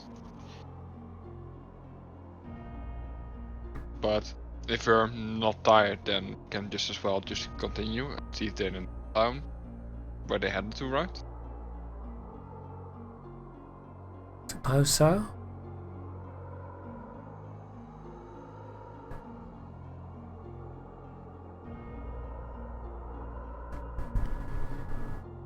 Is this on a river or a lake, or I'm just wondering what the... On the lake. So, the like Brinjander, Targos is encircled by a wooden wall, which helps protect the town against orcs and other threats from the wilderness. The walls extend out into the lake, creating a safe harbour for the town's boats. But over the last 2 years, the harbour is completely frozen solid, and many of the larger boats are completely trapped in the ice. The fishermen do their job by dragging their like smaller like rowboats. They literally just drag those across the ice until they get to sort of the broken ice and the sort of unfrozen lake out beyond the harbour walls. There must be a fair bit of ice fishing going on as well. There is. That's one of them. That is probably the main food source for 10 towns. The carp are rather big. Or the trout even. Knucklehead trout. Was old Blighty a particularly big one? Yes. Okay. Let's see. I'll double check my handouts. I think there's one. That'd be quite good to show you.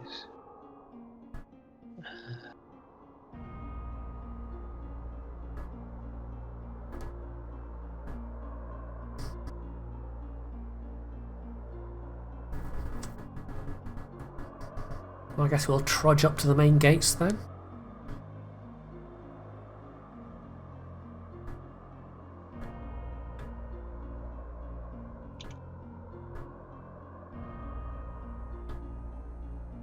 I wonder if this will work. There we go.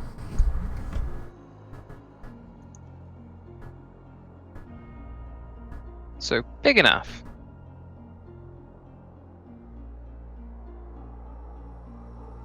Hmm. Oh, that's a crag cat, by the way.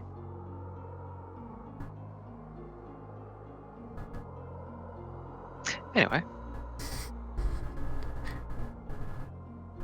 So trudging on up to the gate then. Yeah. Oh, by the way, have you been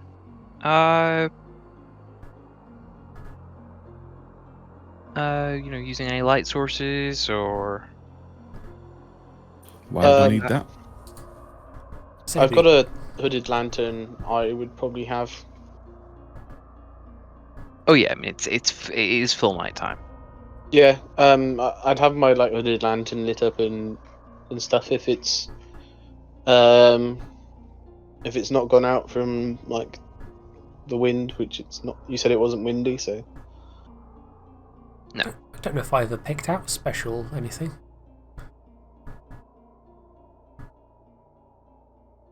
If someone's using like a lantern or something, Bias would be behind them.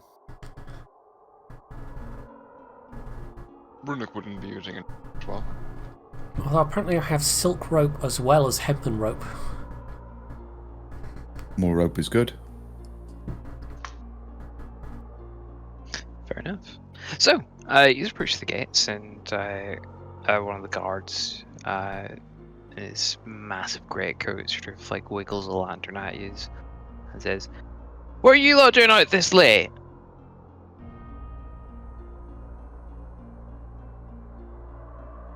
A hunt. Nothing sensible, I can assure you.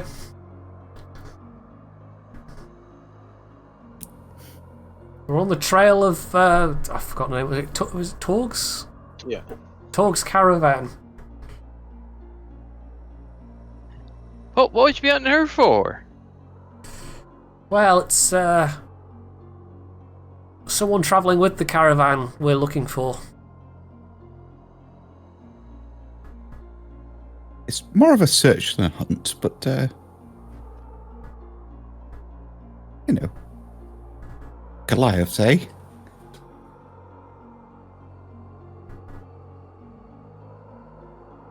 Oh, you should all be able to just click back onto the Icewind Dale map, by the way, if you just want.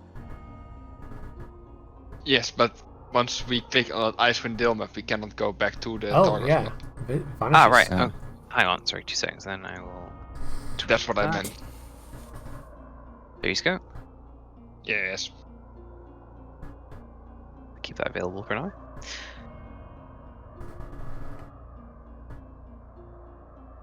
Then he sort of puffs a bit and is like, right then, are you coming in, or are you doing that frozen hell of a journey tonight?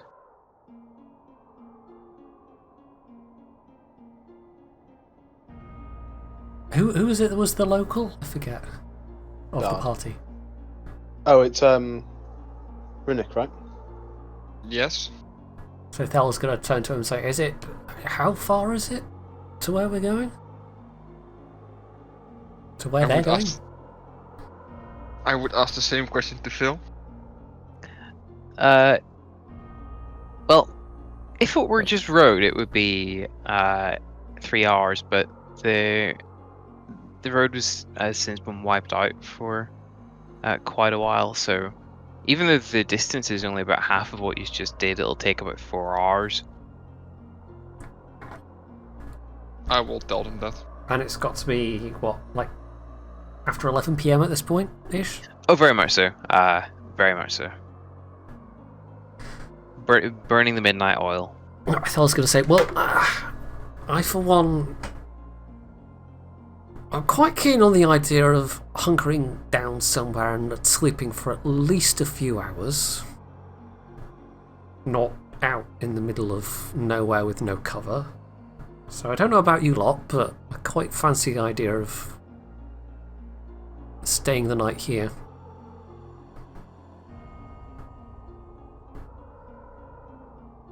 The night is young.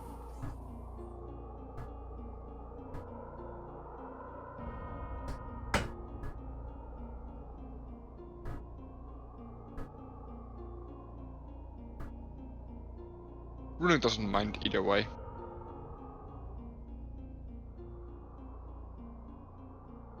We can stay, although then why didn't we stay over in the other town? Exactly! Where it could have been for free. Or we can... Everyone seemed so intent on pressing on anyway. Yeah, Tobias would speak up and they say, yeah, if we're out here and we sacrifice a free night, then we may as well just power on through. That sounds like a better plan. She rolls her eyes and huffs dramatically and says, fine.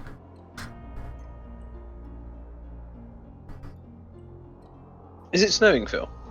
Yes. Okay. Lightly, but yes.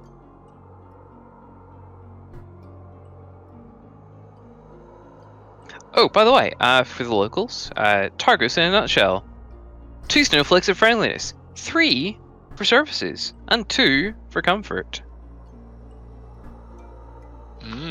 So not great, not terrible. I think you could classify it as one of the better ones. You know, it was the major fishing town. Well, the most major, shall we say? Is the largest fishing fleet, as you can tell by the rather stacked up harbour there. So it was fairly wealthy and fairly well serviced. Was.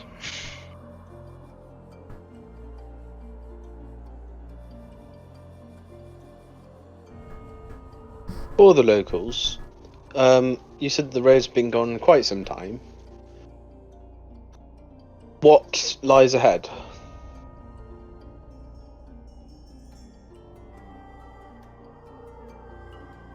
Snow, probably.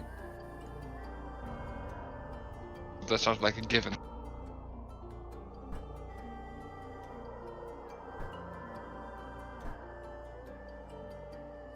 I know, but on the map, I mean, You'll note that the dots are cut off. I mean, Vaden would be really indifferent to this, but on the map there is a river between Targos and Bremen, or at least a mouth of a river. Can you guys see that? Because I can't see that.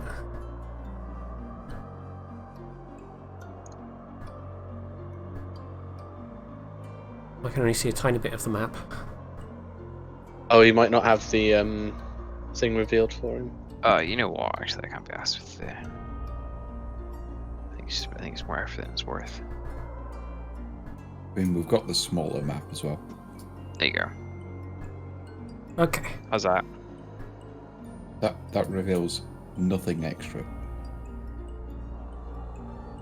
Really? Well, you can see the landscape, but there's like no marks for anything, so we don't know if there's anything there or not. Yeah. I don't. That's why I thought that. Anyway.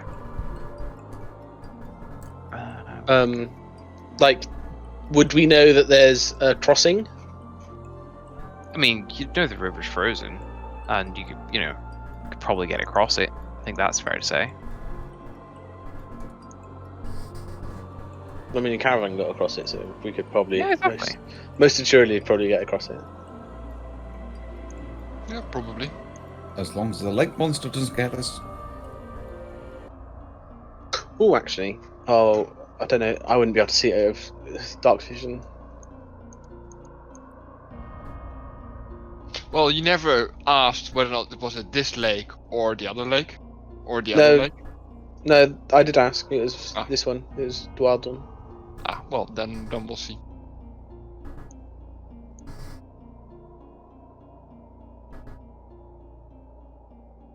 What's the worst that can happen? Turtle dragon. Nah. That would be pretty bad. No, for a turtle dragon, you just need a half orc to jump to do a front flip onto its head. That's the only thing you need. Well, rest assured, I have the keen mind feat, so you will be remembered. For a month, at least. No, the kobold said there was like something big with teeth, so I thought it's a dragon turtle. Could be the rare northern toothy dragon turtle.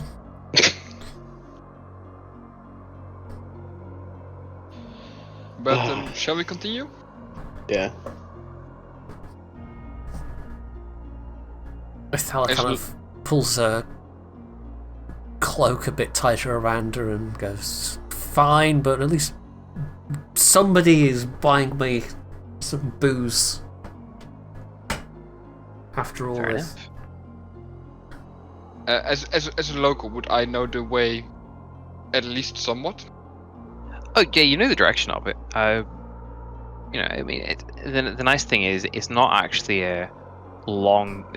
It's only like 2 miles away, and it's all relatively flat. So I mean, you can see it. Like you're able to make out some of the like little lantern lights and stuff like that, even from where you're at. So there's no the pathfinding for the best way of doing it might be the awkward part, but going to the right place will not be a problem. Okay. On that note, I will take a survival check from whoever's leading the party.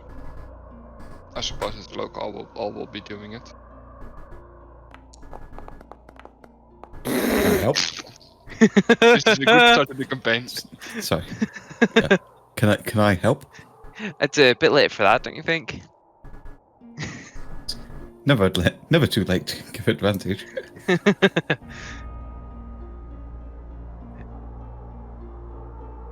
I was checking whether I had proficiency. Do you? Yeah. Go on. Can I help? No, only one person's helping. Yeah. So you roll again. Oh, right. I roll Oh, right. I thought you were rolling. Dodge. It's reconnecting. Yeah, it's just a bit for me.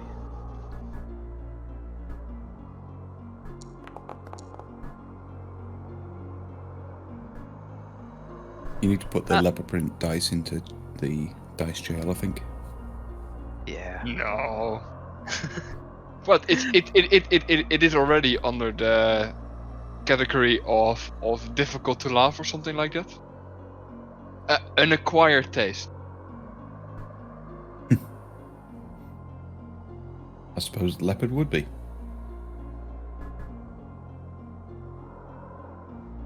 You know what? That's actually a bit more like it.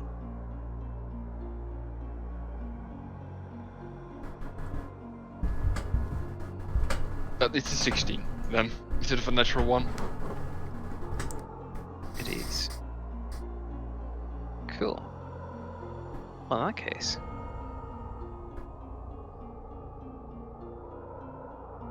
Cool. So, the... Oof. Not quite 4 hours. Go well enough. I don't have any major trouble getting across the ice. It's not the easiest. Hang on, was there actually rules for that? I'm pretty sure there were rules for that.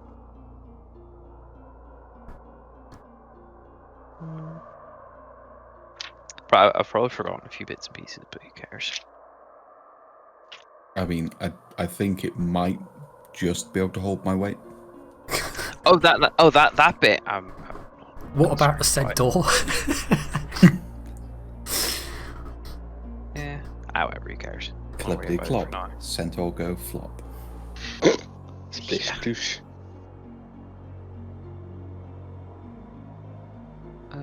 There it is. Oh, nice.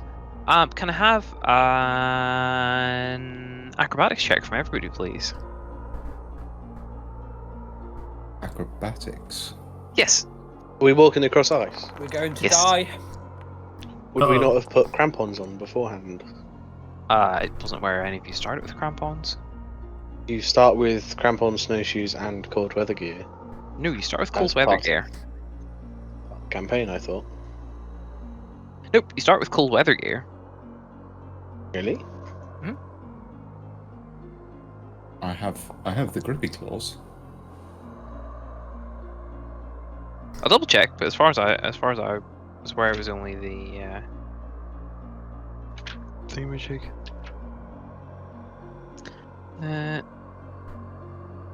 Yep. Starting equipment. All characters begin the adventure with a free set of cold weather clothing in addition to their starting equipment.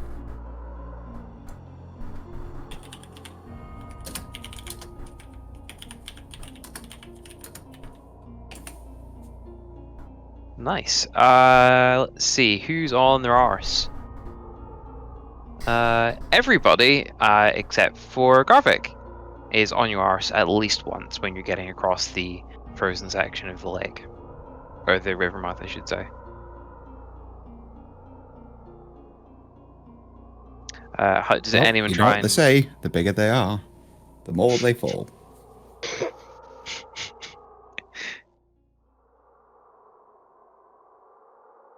Is anyone going to try and save some dignity, or are you just gonna take that one? I think Ethella would, yeah, she would try and scramble to stay on her feet.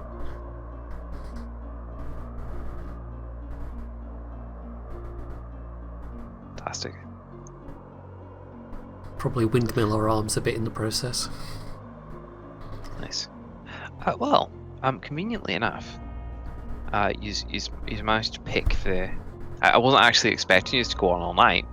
So, luckily enough, at the edge of town, he's come across like a little sort of... I suppose you would describe it as something of a farmstead, homestead sort of thing. Homestead, that's the one. And there are 3 large sleds, and about maybe about sort of 20-ish dogs, all lying around. Beep. Police all over.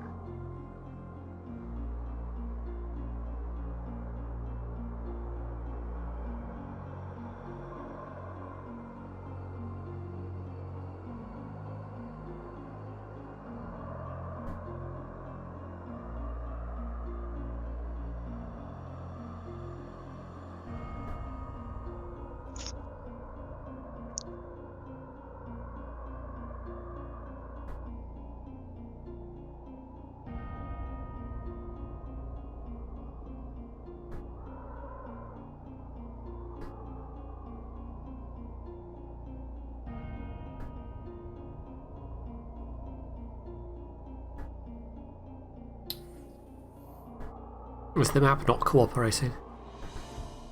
How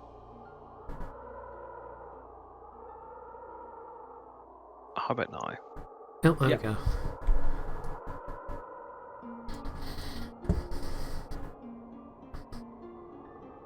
Can everybody see okay? Yes, I can. Mm-hmm. Oh yeah, it's just the edge of the map. Yeah. Cool. I haven't bothered with line for this one, just for simplicity's sake. So yeah, you arrive in here to see three sort of large sleds all kitted out. Where's the harnesses all sort of laid out in front of them, ready to go. There's like a little sort of fenced off area up here, and there's clumps. Clumps is probably the best way of describing it. Clumps of sleeping doggos. Why is there two of you? I can only see one of me. There was two of you for a second. Clumps. I don't like that music. Shit. Go away. Am I under somebody? No, you're here. There? Drag a fresh token in.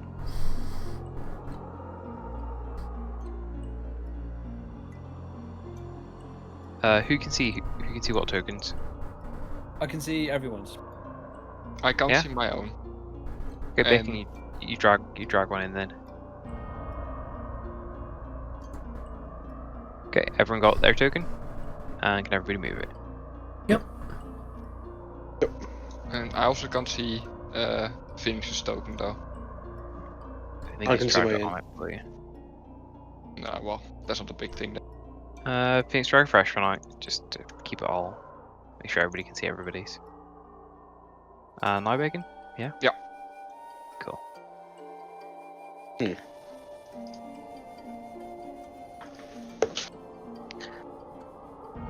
So yeah. What's the plan, guys?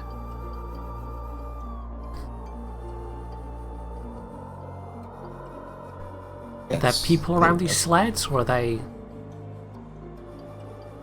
presumably indoors somewhere? Presumably indoors somewhere.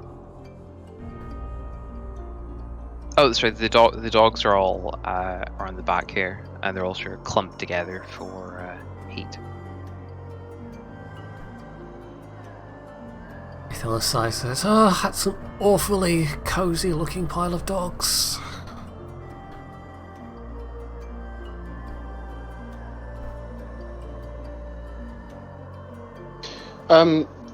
Is there some buildings and stuff?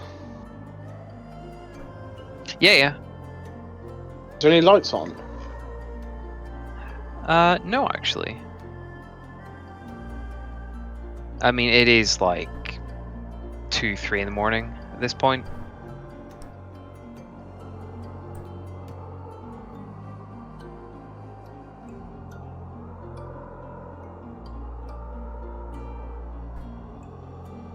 Garvek would.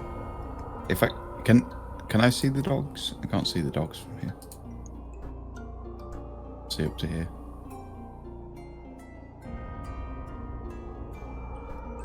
Alright, skip. There we go. Sorry, I forgot to turn on the player visibility or token visibility thing.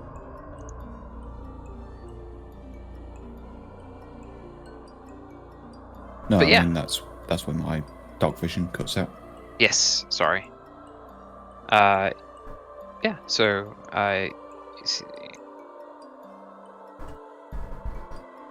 Nope. well, in that case, in front of you, you see the 3 sleds, and none of you have seen the dogs yet.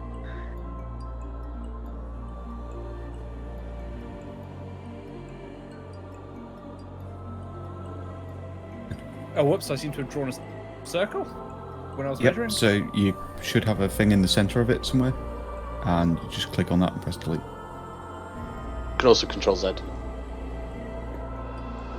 Oh, does that work? Nice. Yeah, I think it was working last time. That's right. I'll get rid of it. Excellent. If you want to do like normal measuring, see if you go into I the clicked on basic the wrong thing 'cause controls. I'm a boomer. Yeah. Thank you. Yeah, that's the template measurement stuff. So as planned, guys.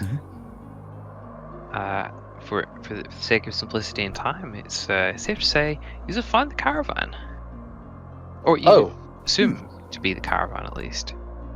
They appear to have made some lodgings just outside Bremen. Well, there's definitely no like guards or anything guarding it. They've just left it with the dogs. I suppose the dogs would bark if anyone tried to steal stuff. In theory, unless you had a lot of sausages to throw at them.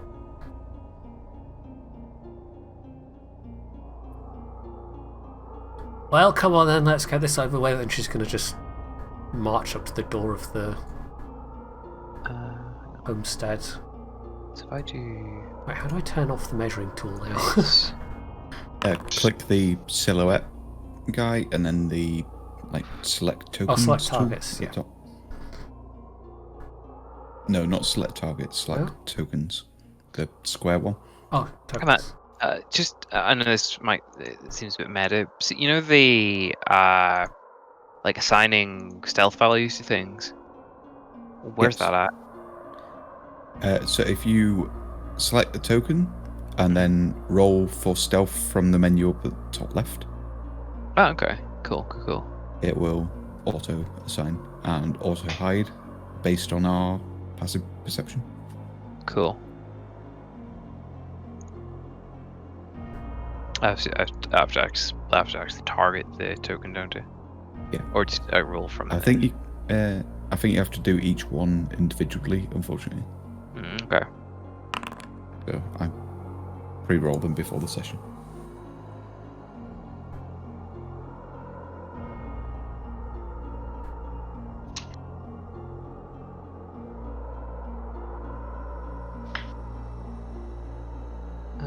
Okay. And what's the module again? I don't think I have it on.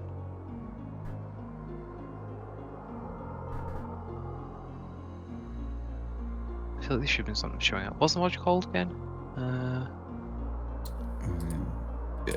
Conditional visibility.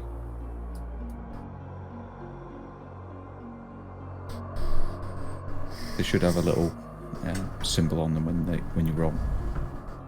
I see there isn't.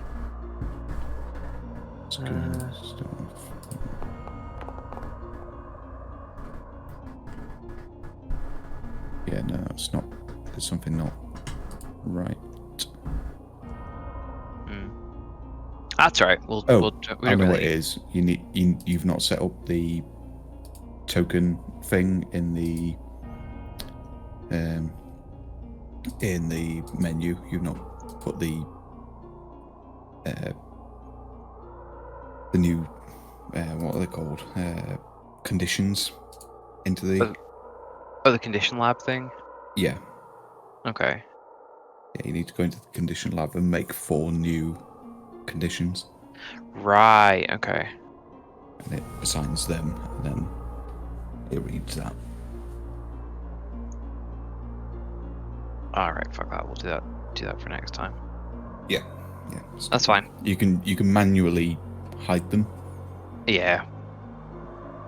but it doesn't change the value. It's like a generic. Yeah, it would just be. Yeah, you can do a group roll for them, and just like pop them up when whoever's got the highest is near. Yeah, that's fine.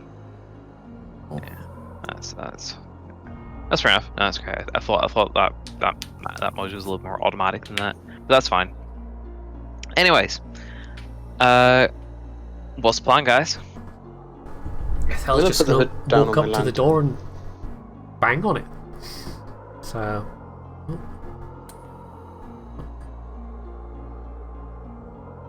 That's over in this direction. Where's the house? Up here. Okay, so where's... I can't see what the door is, but I'm assuming it's somewhere on the front. There. Is there? Is it the bit to the anything- north, or is it that bit that's the... Oh, that's the house, okay. Is there anything on the caravan or anything around that is like looks like it could have easily just come off the pack, like while we were, traversing the tundra?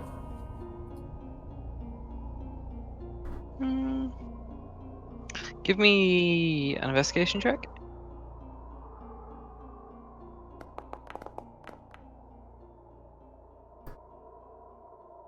Oh, that was a bad roll. Nothing in particular. The thing seems pretty well, like, strapped on. Like, they clearly know what they're doing.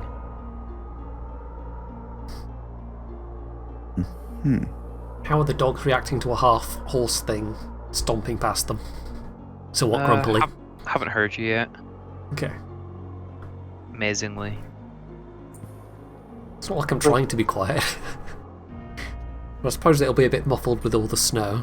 Oh, are you trying to be quiet? No, I'm not trying to be quiet. Okay. Galvek's trying to be quiet. That's what I thought. I'm gonna put the hood down on my lantern. Cool. Thank Thought you. that would work. I've put square dim light, right?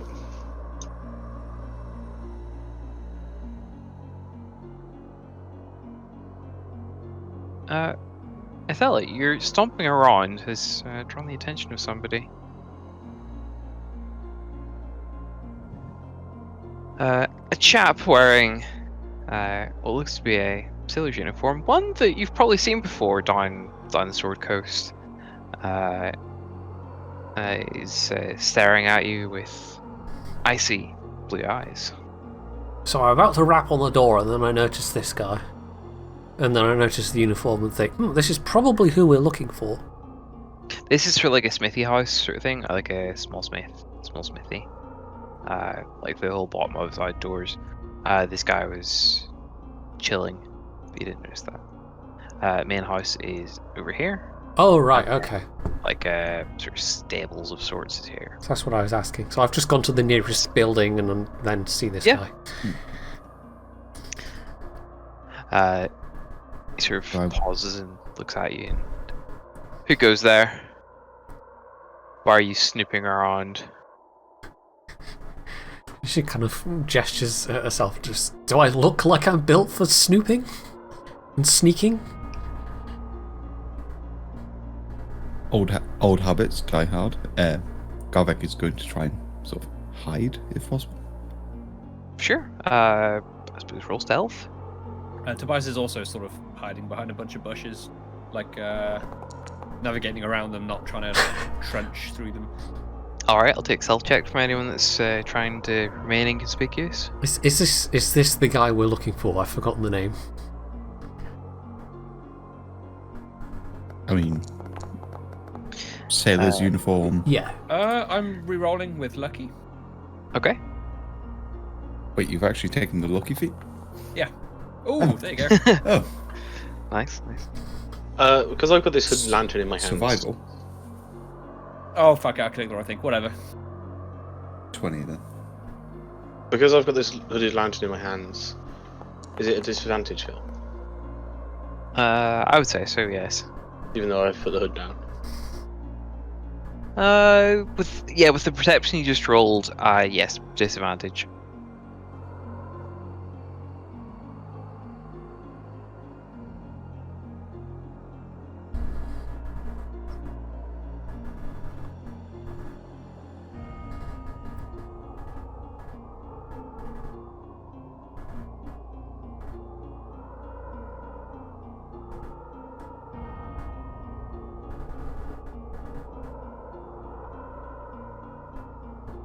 So am I literally the only one that's just happily standing out here in the open? No, I've also haven't rolled. Is she going to turn around and go, wait, where the hell's everyone gone? You see Garvek just like crouching in the snow. With your extended silence, I am going to ask for an initiative roll. Do what? How would you? Oh, I see. I was kind of waiting to see what everyone else was doing. So everybody needs to toggle combat state, or Phil can do it for everybody. Yep. Combat. Let's see. State? Where would that be? So if you right click on your token, There you go. that's fine. So And you can roll initiative from the combat there's tracker. yes, there's the second tab along. The fist is the combat tracker. So just hit the D20 beside your name.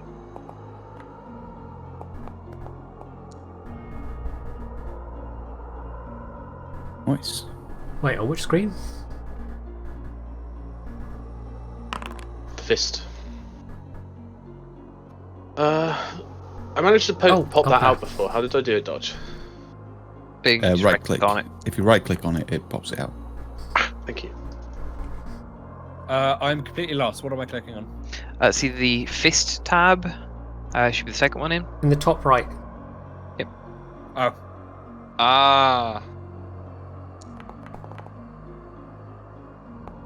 Yeah, that's what threw me as well. It's like, where am I looking? Oh, wait.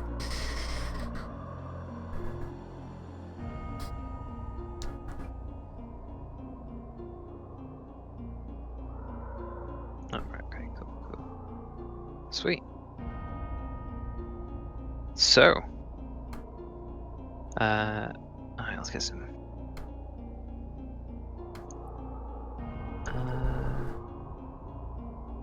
This one.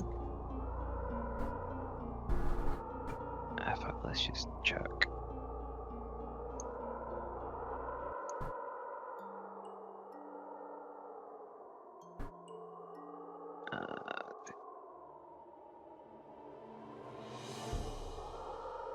Close enough. So Othello, you see this chap sort of stick his hand out to the side, and a long sword appears. Appears to be made of ice, as if all the sort of cold air congealed to make it. Okay.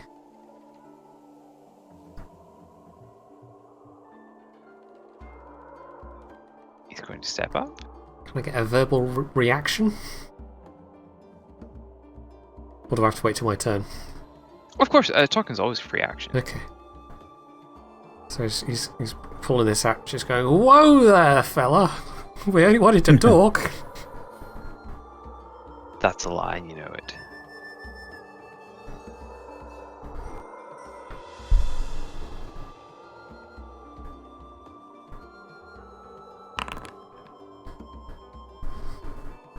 Does a 19 hit? Yes.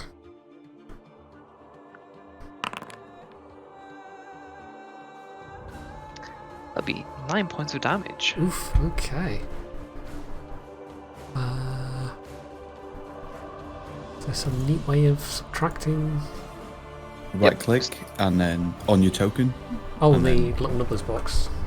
Yep.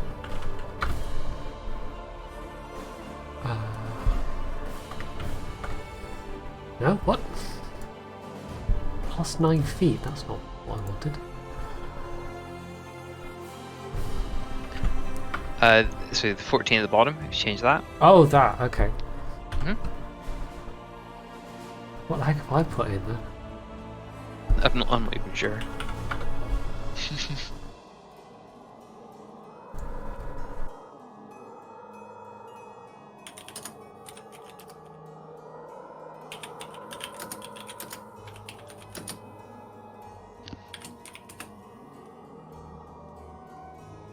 Garvik. Okay, so anybody that's watching will see Garvik, sort of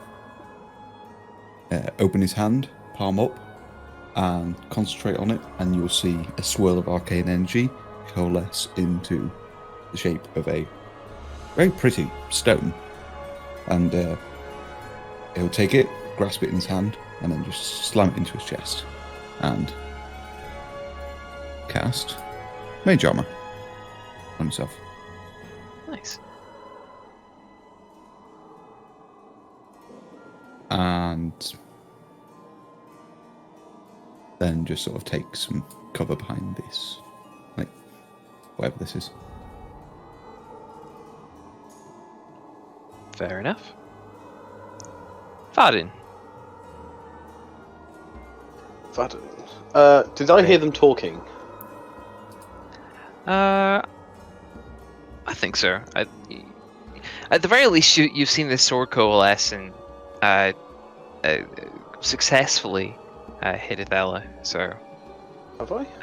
it's have you? I can't even. Fucking hell, man! You can't even see what's going on. No, got no dark vision. Right, hang on. I'll help you out a little bit. It's okay. I know. Like, it's fine.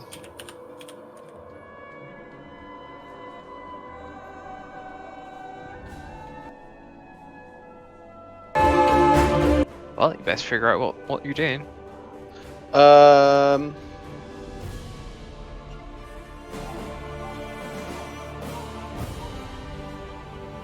Gonna like just wander up to this tent here and see Garvek and say, "What's going on, brother?"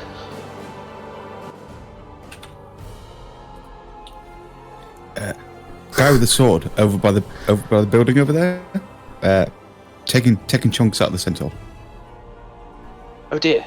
Is anyone else getting like two things of music playing simultaneously? Nope.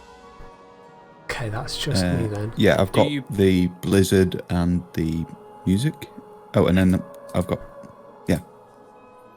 I think it's just the music that's playing. It's a bit like Larry. No, it was definitely discordant. It definitely sounded like two things trying to play at the same time. Okay, that's all the music stopped at the minute. So Okay. Well, without seeing anything,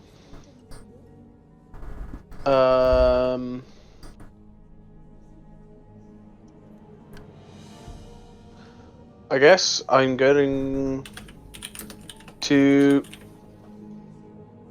put down my lantern at my feet and take out my bow and ready in action and see if I will hit anything. If when I see something I can hit, I will fire at it.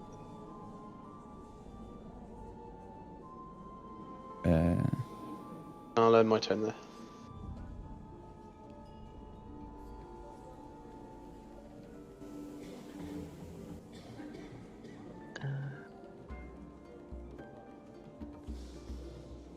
how's that? Is that better? Hmm? I'm trying to just get like dim lighting in the whole thing. Oh, don't worry about it, Phil. It's fine.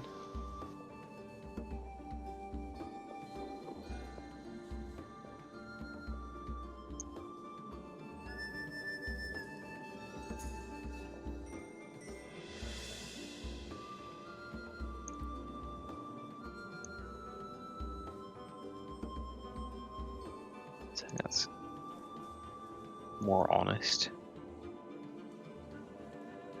How things are.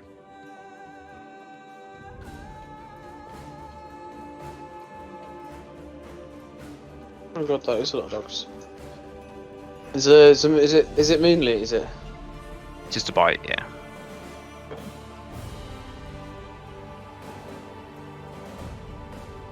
Because it'll need to be all hands on deck for this. Oh right, okay. Othello.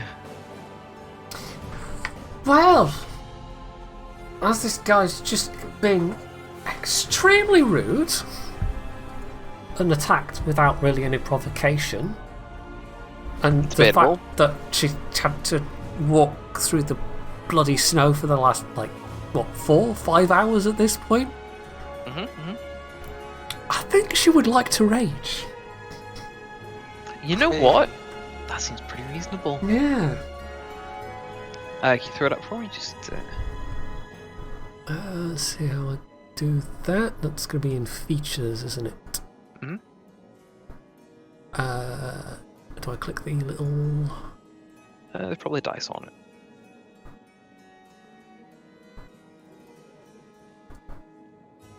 Oh, there we go. Yep. I see how to do that. Cool.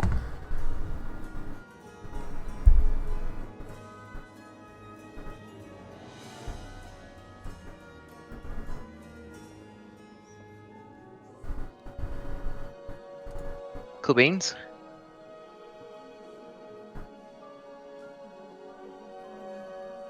And what you're using for your action? I will attack, with my hand axes. So I can figure out how to do that. So, in the top left, there's like a little hotbar that pops up when you've got your character selected. Yes. So you can just click hand axe and then your offhand hand axe, and the things will pop up for those in the on inventory. Chat Yes. yeah, under inventory. The offhand one would be a bonus action. Oh, good point. Oh yeah, of course. I'm using. Really not optimal choice. For Okay, that. I'll pull out both of them, but just. I guess I'm just attacking with one because I've been taken slightly off kilter. Sure. So yeah, attack and just hit attack and then hit damage. After you know the drill. That's a hit.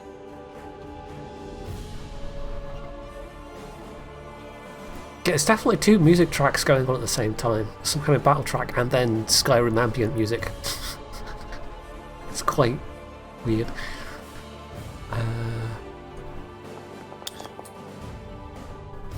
Nice, good hit.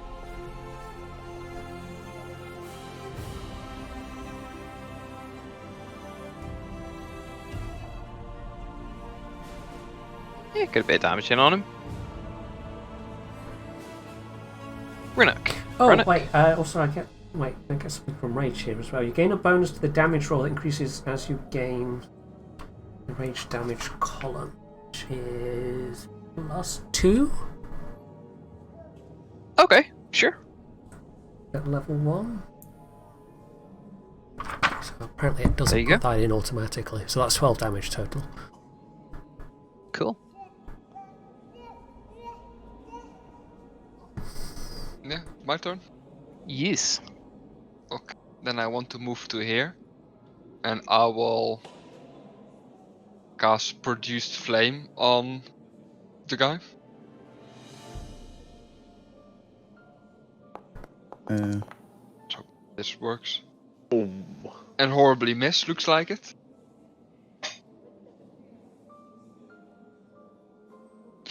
Yes. It blasts into an Right. innocent snowman that was just standing nearby. Now it will be a very melted snowman. And that is the end of my turn. Cool. Where's the thing to make light sources? If you right click on token, you can just use the light bulb on the left hand side and then drag and drop. Oh, okay.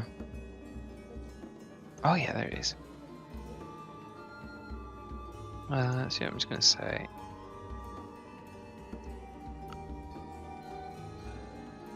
Get rid of that.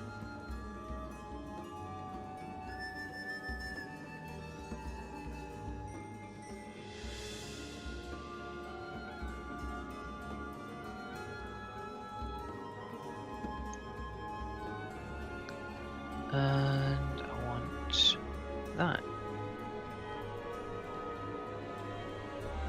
The spell ends when you make an attack with it, by the way. Yeah. Yeah, but you set something on fire, obviously. Oh, right, okay. Yeah.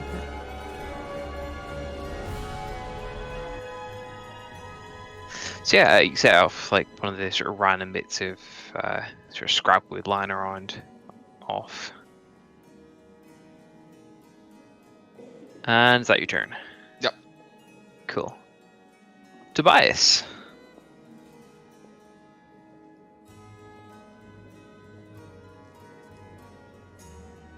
Oh, weirdly, I'm out of range for something. Okay.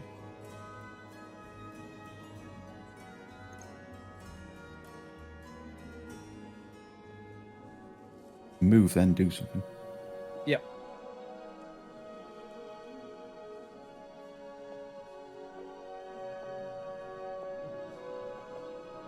I'm gonna cast Eldritch Blast on Sefek, but in a way that doesn't include Pointy. So, like, the 5 feet cube would be like, you know, this. The sort of like, he'd be in the top sort of like keypad 8, if that makes sense. I was gonna say, 5 foot cube is literally the square. Oh shit! Okay, yeah, fair enough. Then directly on Sefek. Sweet. Rolled 8.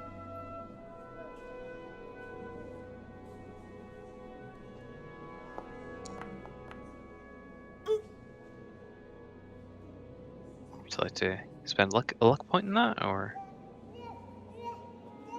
kind of suck it up for now? I mean, if he's going to be going next, I may as well. Got nothing else to roll, like, at the moment, at least. So I'll roll again. Oh, I should have pressed attack. Never mind. Yeah, whatever. Same difference. Okay, yeah. That's a hit, and roll for crit damage.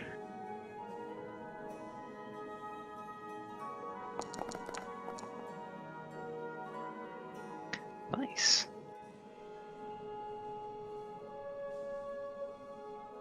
How does your Eldritch Blast manifest? Because tradition is it manifests slightly differently depending on the warlock and the patron and whatnot. I suppose it would be. It's not a natural looking lightning, which would be like a plasma blue or purplish sort of color. It would be an unusual greenish tint with a very like hot white core, almost like a lightsaber if you picture that. And it would arc out from. Well, it would arc out from Tobias's bush that he's hiding in, but it would sort of arc towards Sefek. Nice. Ithella, you see this beam sort of slap into Sefek, and he just sort of rolls with it. Like his gaze never really changes from you. It just sort of the blaster just rolls his shoulders almost. Okay. Well, to be fair, I am pretty hot, so fair enough. Not when he's done with you.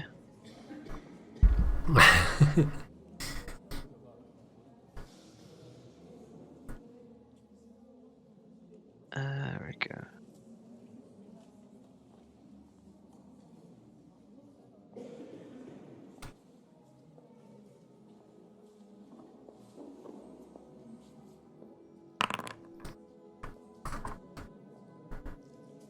Doll's a 28. I would say so. Bear in mind I've got resistance now. Or was it bludgeoning, piercing, and slashing? Yep, this is slashing. So. Oh, that's not a high roll at all. So it's rounded up, isn't it? Or is it rounded down for resistances? Rounded up.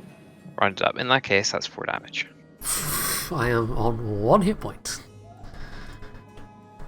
I'm not seeing the hit points on Tobias's token update. Oh, now I am. Never mind.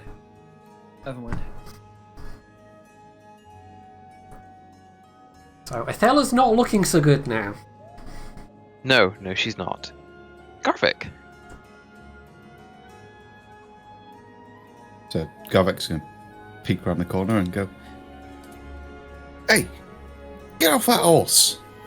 And he's going to be inspired by the bolt of energy shot over his head, and Oh, that was a good idea.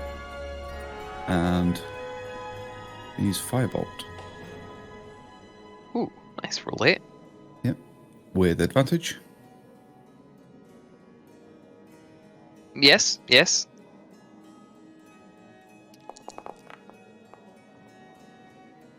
Hit. And Oh, lovely.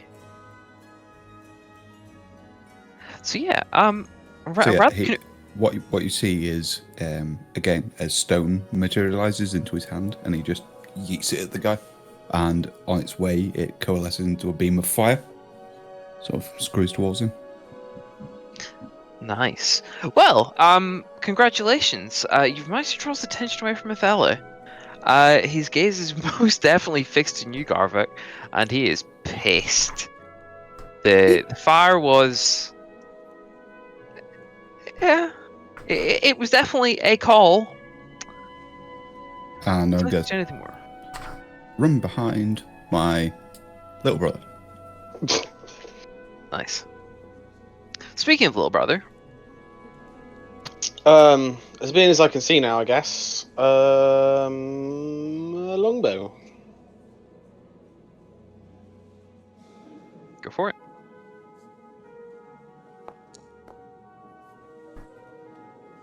That's a hit. Damage. Oof.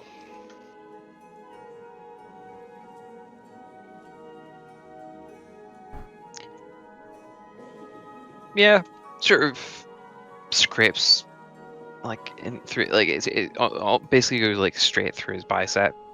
It's like at the very edge. Doesn't really seem to phase him very much. Okay. I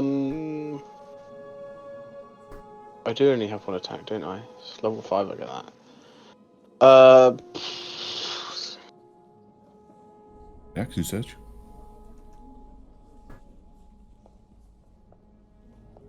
Can I?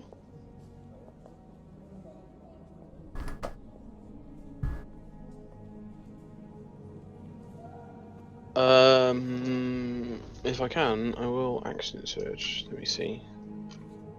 No, that's second level dodge. In that case, end my turn. Othello. I think it might be a good idea to back off this guy. So I'm going to disengage, and it's 40 feet.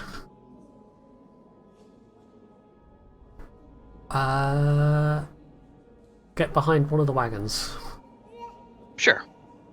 I hope that counts as some kind of cover. That seems fair to me. Runic. Well, I will move over towards the person that I was already moving towards, and I will cast Cure Wounds. Sweet enough.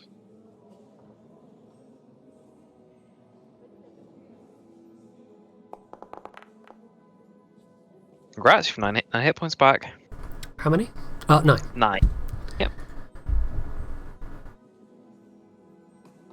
Yep. Bonus action picking? There's no bonus action I can take, so nope. Okay. Tobias.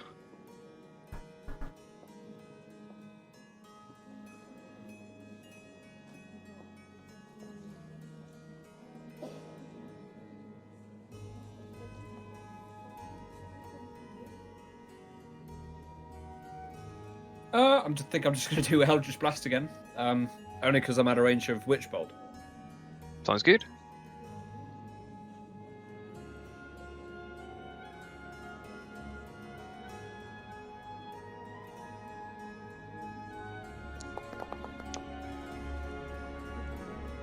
That's it.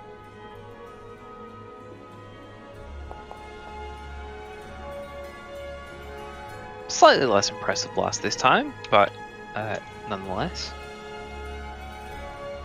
That's all. Cool. Garvik, you can't help but shake the fact you're still being watched, even through Vadin's legs. It's somewhat unnerving, you could say.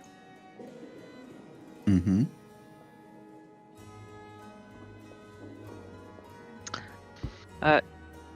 You see him take a few steps forward, as if he's going towards. Oh, fuck. I think there we go. As if he's going towards those in the hiding behind the caravan, and then suddenly one step, he sort of dematerializes and reappears, and he pissed. He swaps his grip in his longsword to 2 hands and takes a swing at you. Okay.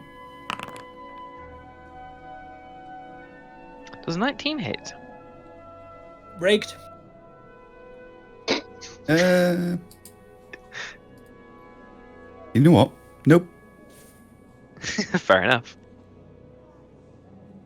So I just throw another rock up, and it just stops his blade in midair. Nice, well, you just avoided. Ooh, what's that? 9 damage. I'd have been unconscious because I'm a squishy boy. Fair enough. He sort of flinches and goes to make a second attack.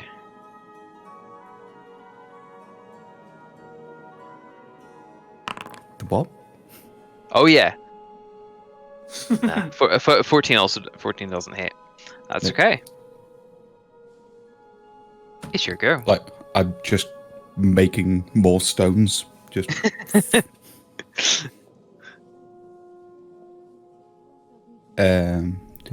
do.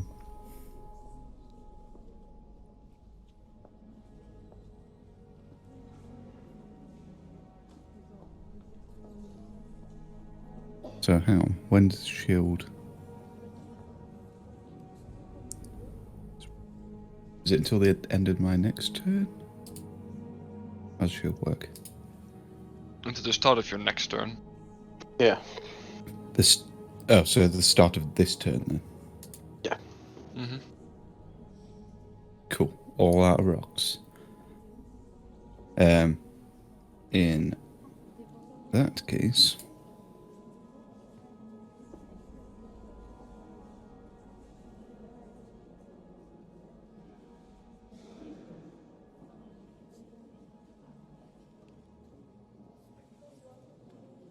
no, please don't kill me. Please don't kill me.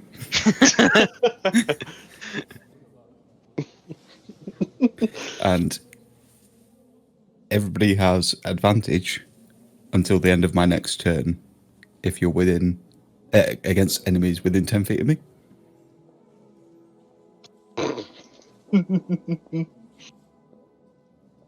That's surprisingly powerful. Yeah. It is, yeah. Unlike my 8 hit points. Wizard life. Alright, Vadin. I'm gonna try and sort of put my bow down, or like drop it at least, and draw my pike and attack with that. Alright, sticking with the pointy end. Yeah, sticking with the pointy end. With advantage, of course. Oh, with the I forgot about that. I'll roll again. I always forget about advantage. A 19, that's a lot better.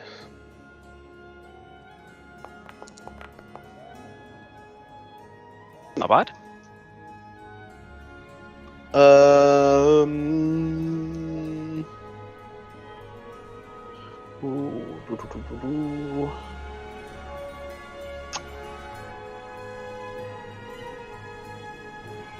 Yeah.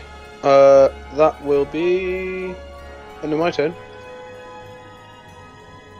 Ithella. I am feeling a bit better now, so I'm going to move behind the guy. If it will let me. Won't let me move my token for some reason. Weird. Oh, server's just reconnected. Oh. So Might be try it. again. There you go. There we go. There you And this time I'm going to do both attacks. And I've actually properly... It was listed as action for both. And both with advantage. So I've put that to bonus action instead. That makes sense. So hand axe attack. With advantage. Hit. Natural 20. Is that a critical? Crit. It's not come up as. It hasn't come up, but yeah, it is. And that's +2, because I'm raging. Are you? Nice, nice, nice. I think I'm still raging. Should be. Have you attacked last turn? You didn't, so you're not raging anymore. Did he take damage? Oh no, that's true. Okay, so I'm not. I got Yeah, healed, you- didn't you- I? I mean, yeah, you'll- yeah, that's true. I Was disengaged. there, No longer are you raging. able to just cancel the rage? As a bonus action, it says in the description. Okay, fair enough. Well, in that case, that's... And then offhand. Yep, fair enough.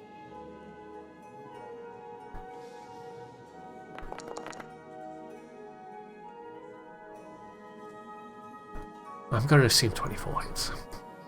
Yep. Very nice. That is a big old chunk of change. He's not looking so hot now. We are trying to take this guy alive, right? Rennick. I don't know, are we? Where is Aethera standing? Currently bracketing. Okay, yeah, This because for guy. me she hasn't moved. Okay. Then I will move to there and attack with my scimitar. Sure. Give me the roll with advantage. Yep. Hit.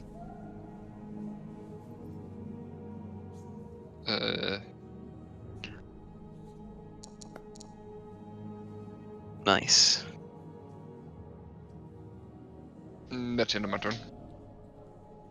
He's looking pretty hurt. Tobias. We need him alive, right? I think so. Aethel's going to yell at him, "You know you can surrender, right?" He just sort of puffs out like Yes, a... yes, please give up.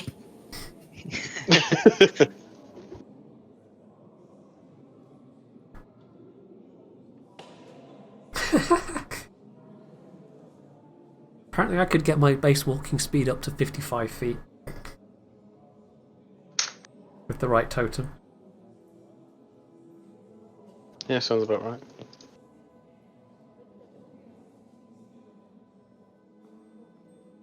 I don't have anything for like restraining, sadly.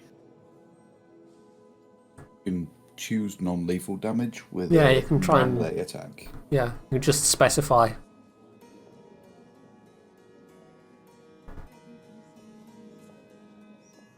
I'm gonna He get my goes ass down beat that it if was I try non-lethal. melee, but whatever. Are we using the advantage thing that Valor uses, Phil? Which one? Banking.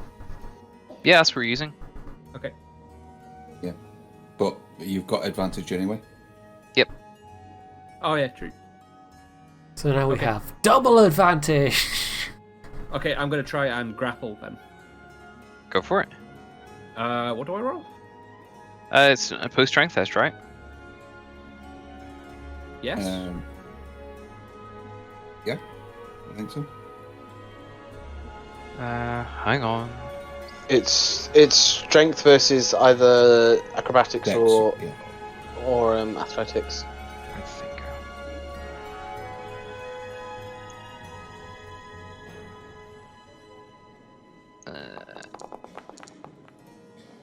17 or 16. So let's get there.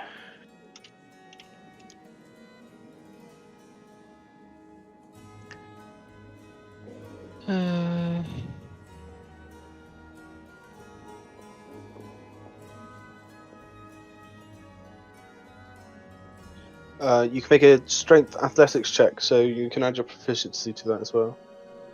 Yep, special melee attack. Blah blah blah.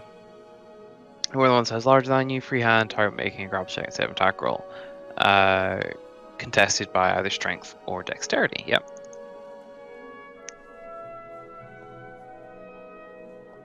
We'll go for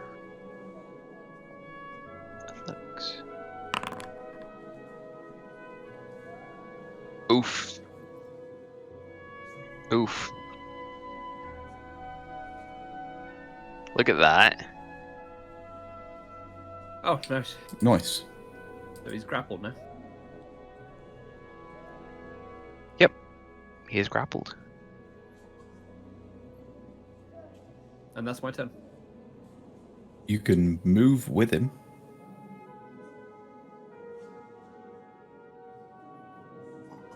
Tobias, can I have a perception check, please?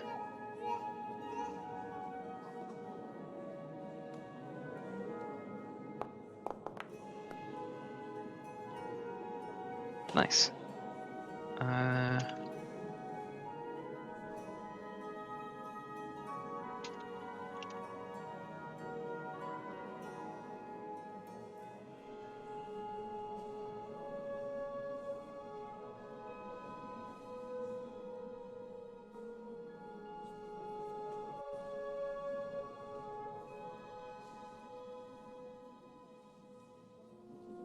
Okay.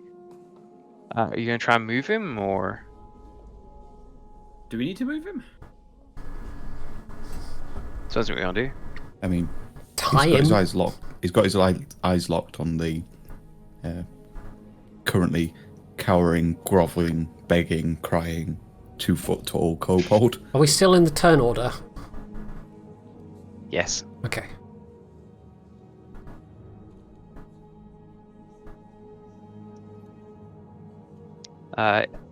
He's going to try and escape.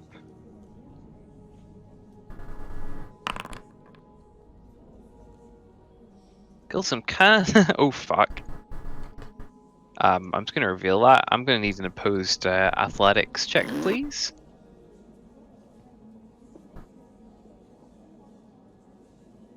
Do I get an advantage due to flanking or no? No, this is. I don't see what having other people around you would matter for this one. I'm afraid. Oh, not bad, but no. No, not bad indeed. That's his action. So he's going to sort of almost like hop back, and Is he going to be subject to he's going to opportunity Misty Step. attacks?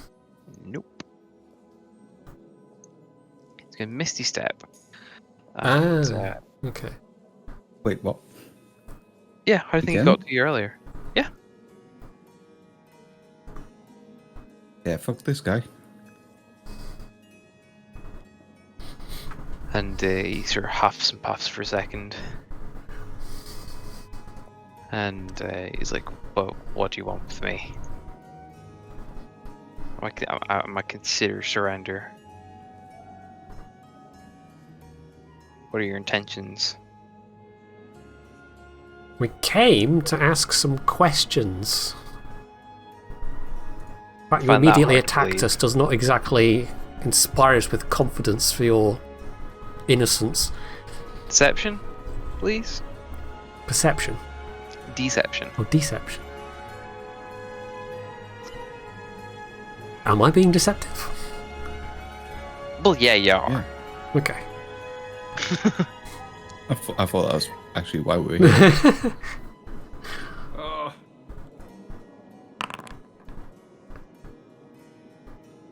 I mean, he didn't roll much better, but he still rolled better. He rolled a 7. Okay. so no, it's definitely better than the 2. So yeah, he's very clearly not buying it.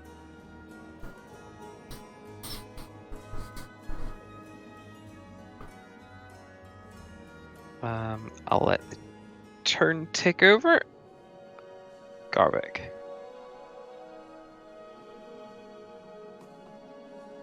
Aha, it was a ruse.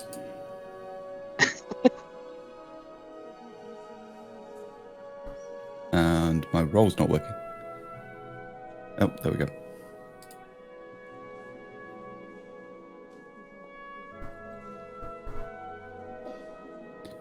And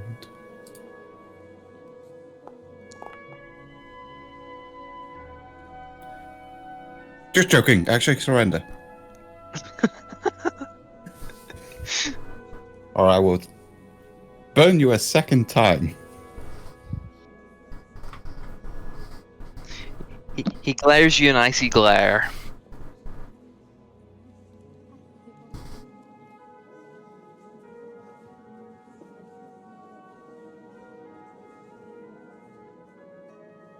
Get it, boys.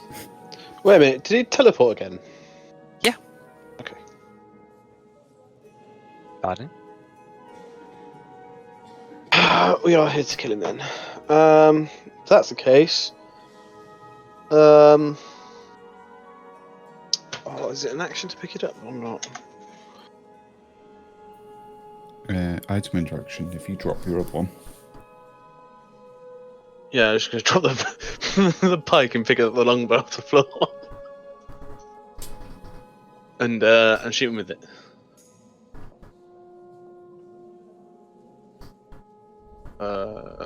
It's normal, this one, right? Mm-hmm. Would it shock you to know that is a miss? Hey fella. Oh, you were supposed to be good with that thing. I'm just far enough away to charge the guy. Which is a bonus action. And that leads into a... So I can attack him and then... Wait, how does this work? So I can move towards him, make a melee attack, and then make a bonus hoof attack? Am I reading this correctly?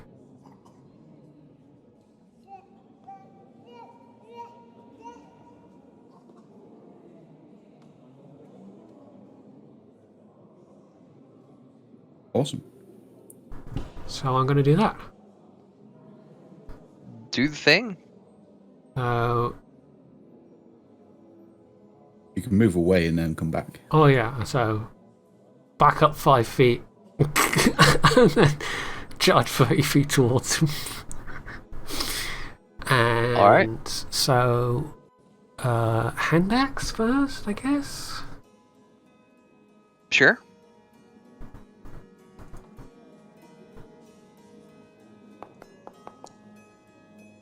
That's it.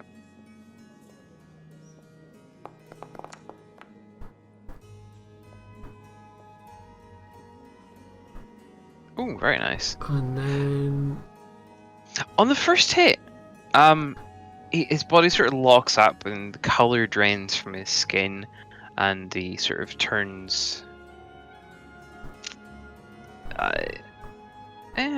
We'll call it unconscious. He sort of locks up like a statue.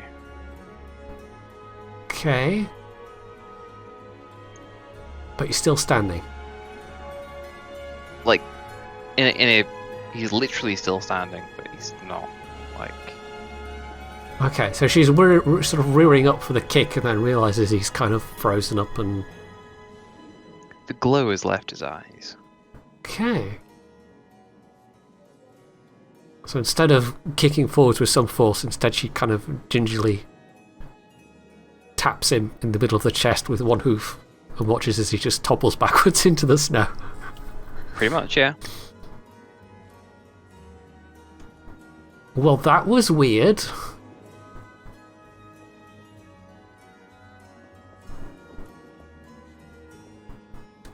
His eyes went a bit funny there, you guys. I think this might You killed him. not be human.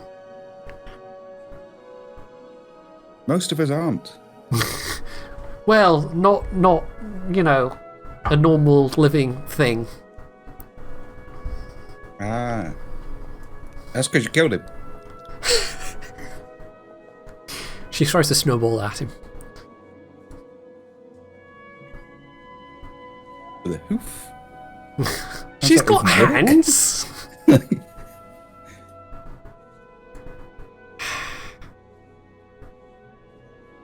Shall we move out of here though?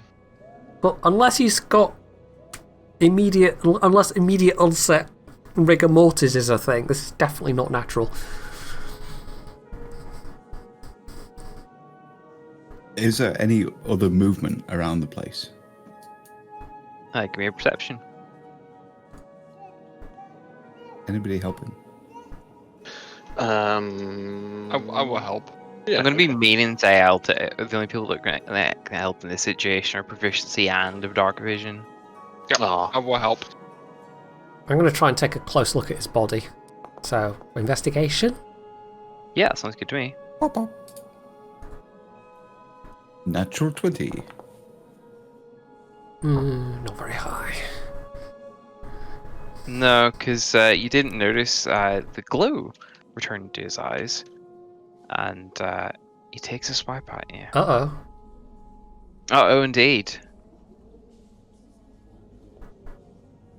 Will I react and step back? Depends, is 19 hit? It will do, yes.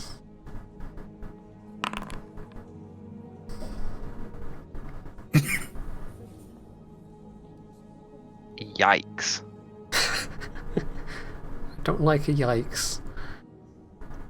I'm just gonna reveal those so there's no. So, the rest of you, you see this guy, like the frost in the ground around him, like rushes straight back into his body.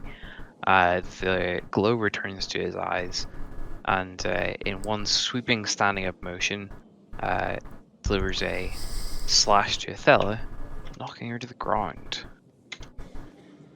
Oh dear. Death saving throws happen on your turn after you've been knocked unconscious, right? Correct. Yes. Yeah, that's what I thought. Also, you know that you can right click on the damage roll and apply it that way. Do you know? As long as you've got the token selected that you want the damage to happen to do that. Yeah.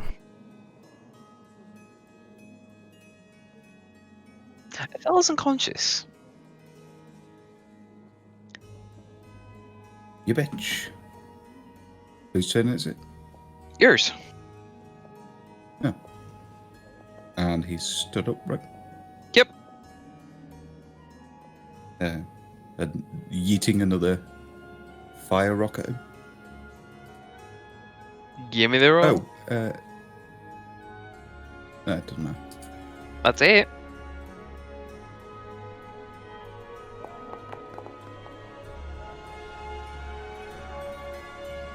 Ooh. And learn my lesson. Step back. And lift, like, just behind. This time is much like the last, except this time, he lets out like a gargling scream from the back of his throat, and instead of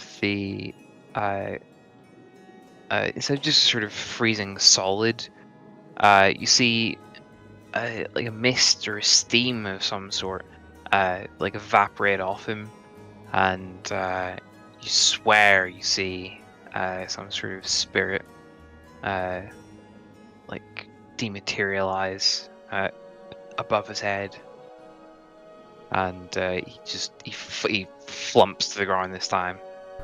He just collapses in a heap. So he's now properly floppy. But yeah. Are we out of Toon Tracker?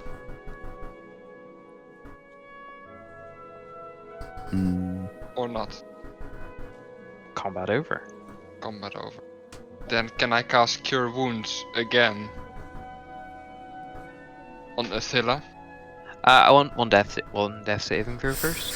Okay, how do I do this on the sheet? Literally just open up your sheet. Yeah, I know. I've just noticed Big there's a old, little big skull old death on this. saves button in the middle. So is it literally just click on the little skull? Literally clicking the little skull. Okay, normal. Oh dear. Oh Okay. dear. I'll take a cure wounds, please. Jesus. Does that crit one have any particular effect for a death 2. saving throw? 2 failed death saves. Oh, I see. Okay. Congrats, you are alive. She sort of goes, "Ah, that really hurts. Very much Son so. of a bitch." Runic, as you were healing her, you felt her life force almost, and I mean almost, completely disappear, but shoved that life force right back in there and just pulled her Yeah, straight back take from it. the brink. Yeah. Yes. You take that life force. Yeah, and you enjoy it. When she wakes up, I will just say to her, "You owe me now." Twice. Yeah, I'll buy you a beer or something. Ah, God, that stings. You'll see a little kobold peer around. Sorry, names. Tobias's legs and go. I killed him. Can I grab the body of that guy and just dump it off my shoulders so we can not continue to be in the front of the buildings where there's a lot of people sleeping inside? That'd be a good shot, yeah. Maybe tie him I up just to see be anything sure. With my 21 perception. You didn't, luckily enough. You're in the clear. We could,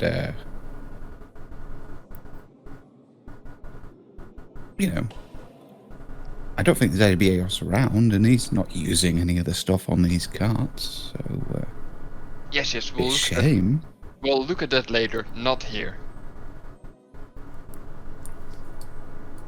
But the carts are here.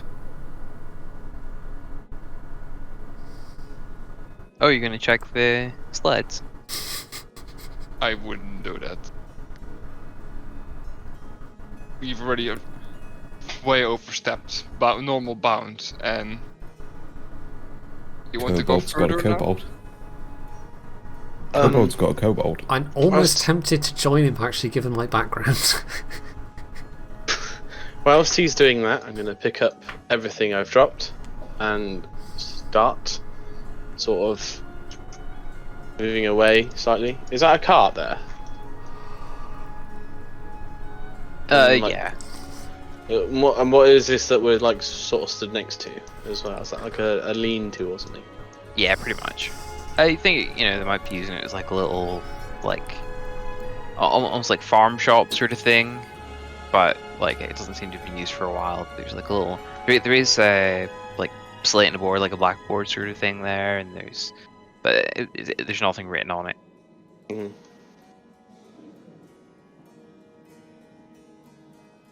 Gonna wait for the others to finish and follow on when they're done. So yeah, just going stealthily, just have a look.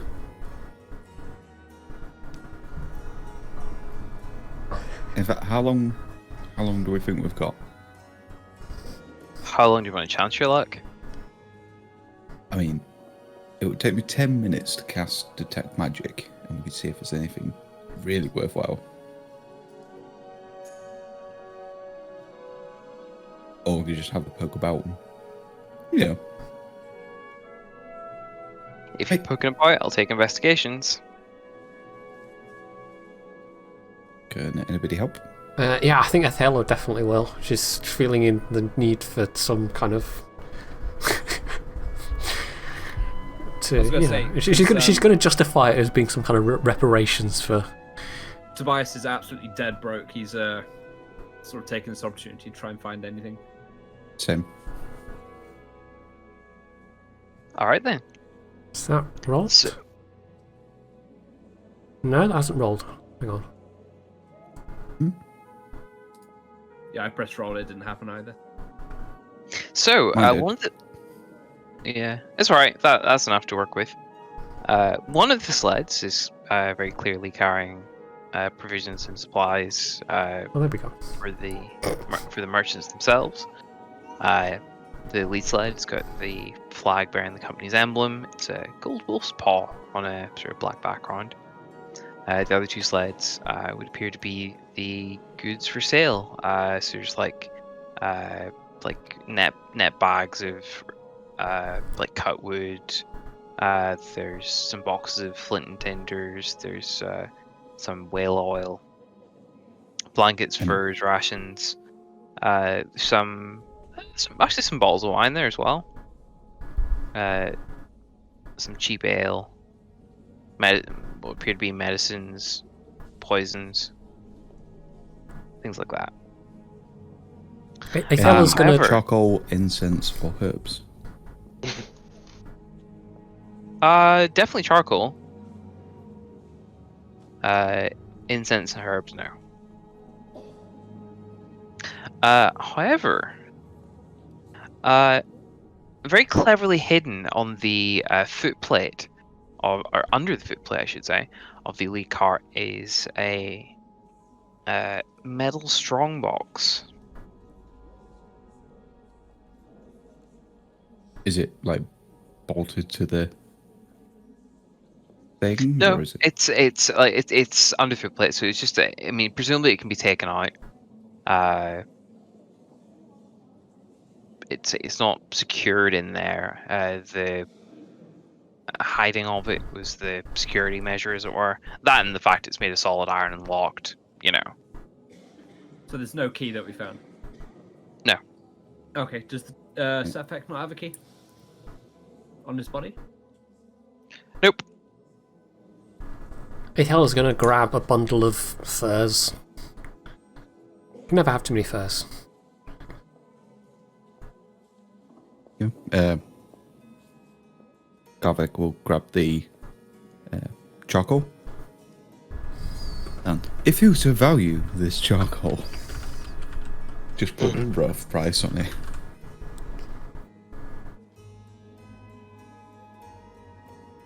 Oh, Somewhere in the region of 10 gold pieces, something. hang on. Well, we can use all of this stuff. And if anyone's good with animals, we can tow the sled with dogs. Garvek doesn't like dogs. Hang on, he's planning on hijacking the sleds. I think that might be a bit too risky, honestly. Anyone checked in, like, if this guy hasn't killed the caravaneers?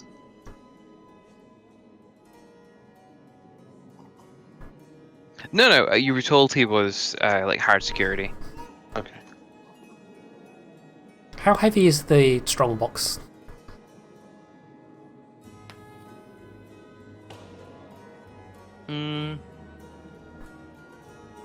I reckon you can carry it. You guys Not can perfect though. Strong man, strong box. Can I have stealth checks from everybody, please? Ooh, okay. Well, if I get my character sheet open again. Because at the moment I can't. Nice. I can open other people's character sheets, I just can't open my character sheet again. That's weird. Is it already open somewhere? Have you got it minimized? Probably is, yeah.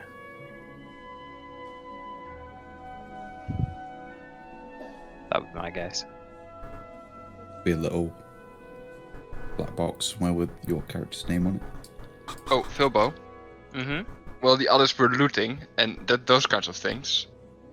I would have made sure that I picked up that guy with his sword and was also moving towards. Forgot the name already. We're taking the body of Button. Sefek with us, right? That was my plan. Yes. Okay. Mm-hmm.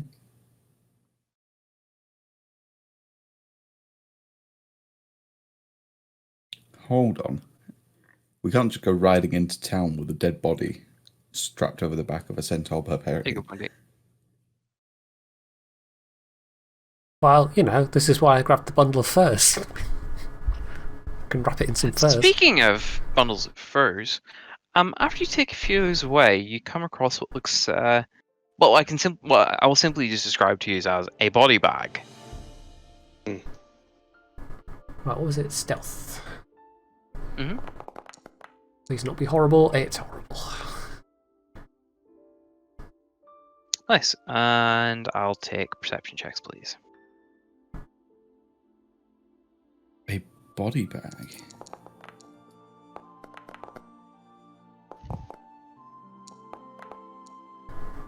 My dice hit yours then, Bacon, and turned it from 20 to 1, but good job it sort of took the number before that.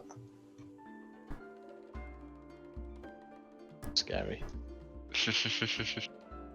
Okay.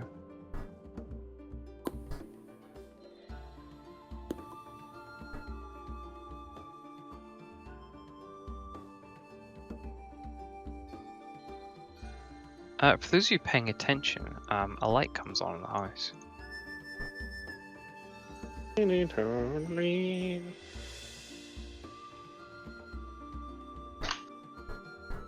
Yes, I would whisper to the others to get moving. And try to move with that body. Alan's gonna sort of start moving behind the bushes and like hood his lantern again. Has anyone else grabbed the strong box at this point?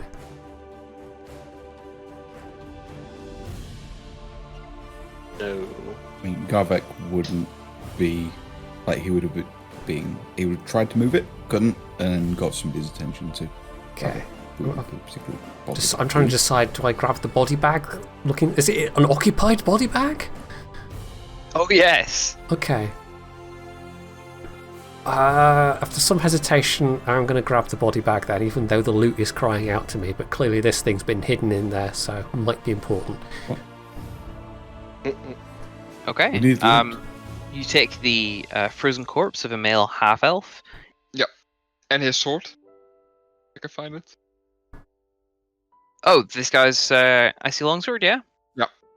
Cool. Basically, as soon as you pick it up, it like just collapses in your hand. Oh, that saved me carrying it. So yeah, Etheli, like I said, the body bag has a half elf in it, with a stab wound in his chest.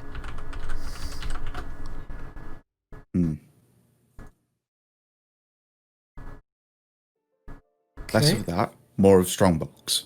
Get strongbox.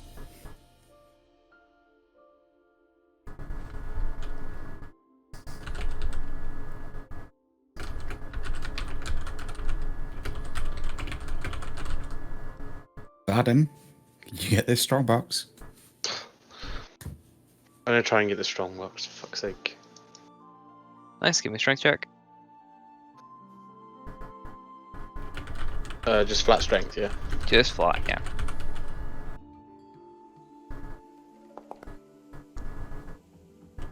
Yep, I'm happy enough. Cool. I'm gonna start running, like sprinting. Othello's also going to start hustling. Yeah, same. Yep. The dogs Yes. start barking. So I'm start running even more into the darkness. Yeah, I'm just gonna like How much would a half elf weigh, I wonder? depends on the half elf. And we'll call it there for tonight, gents. Okay. Nice. Congrats. Level 2. Ooh, ooh.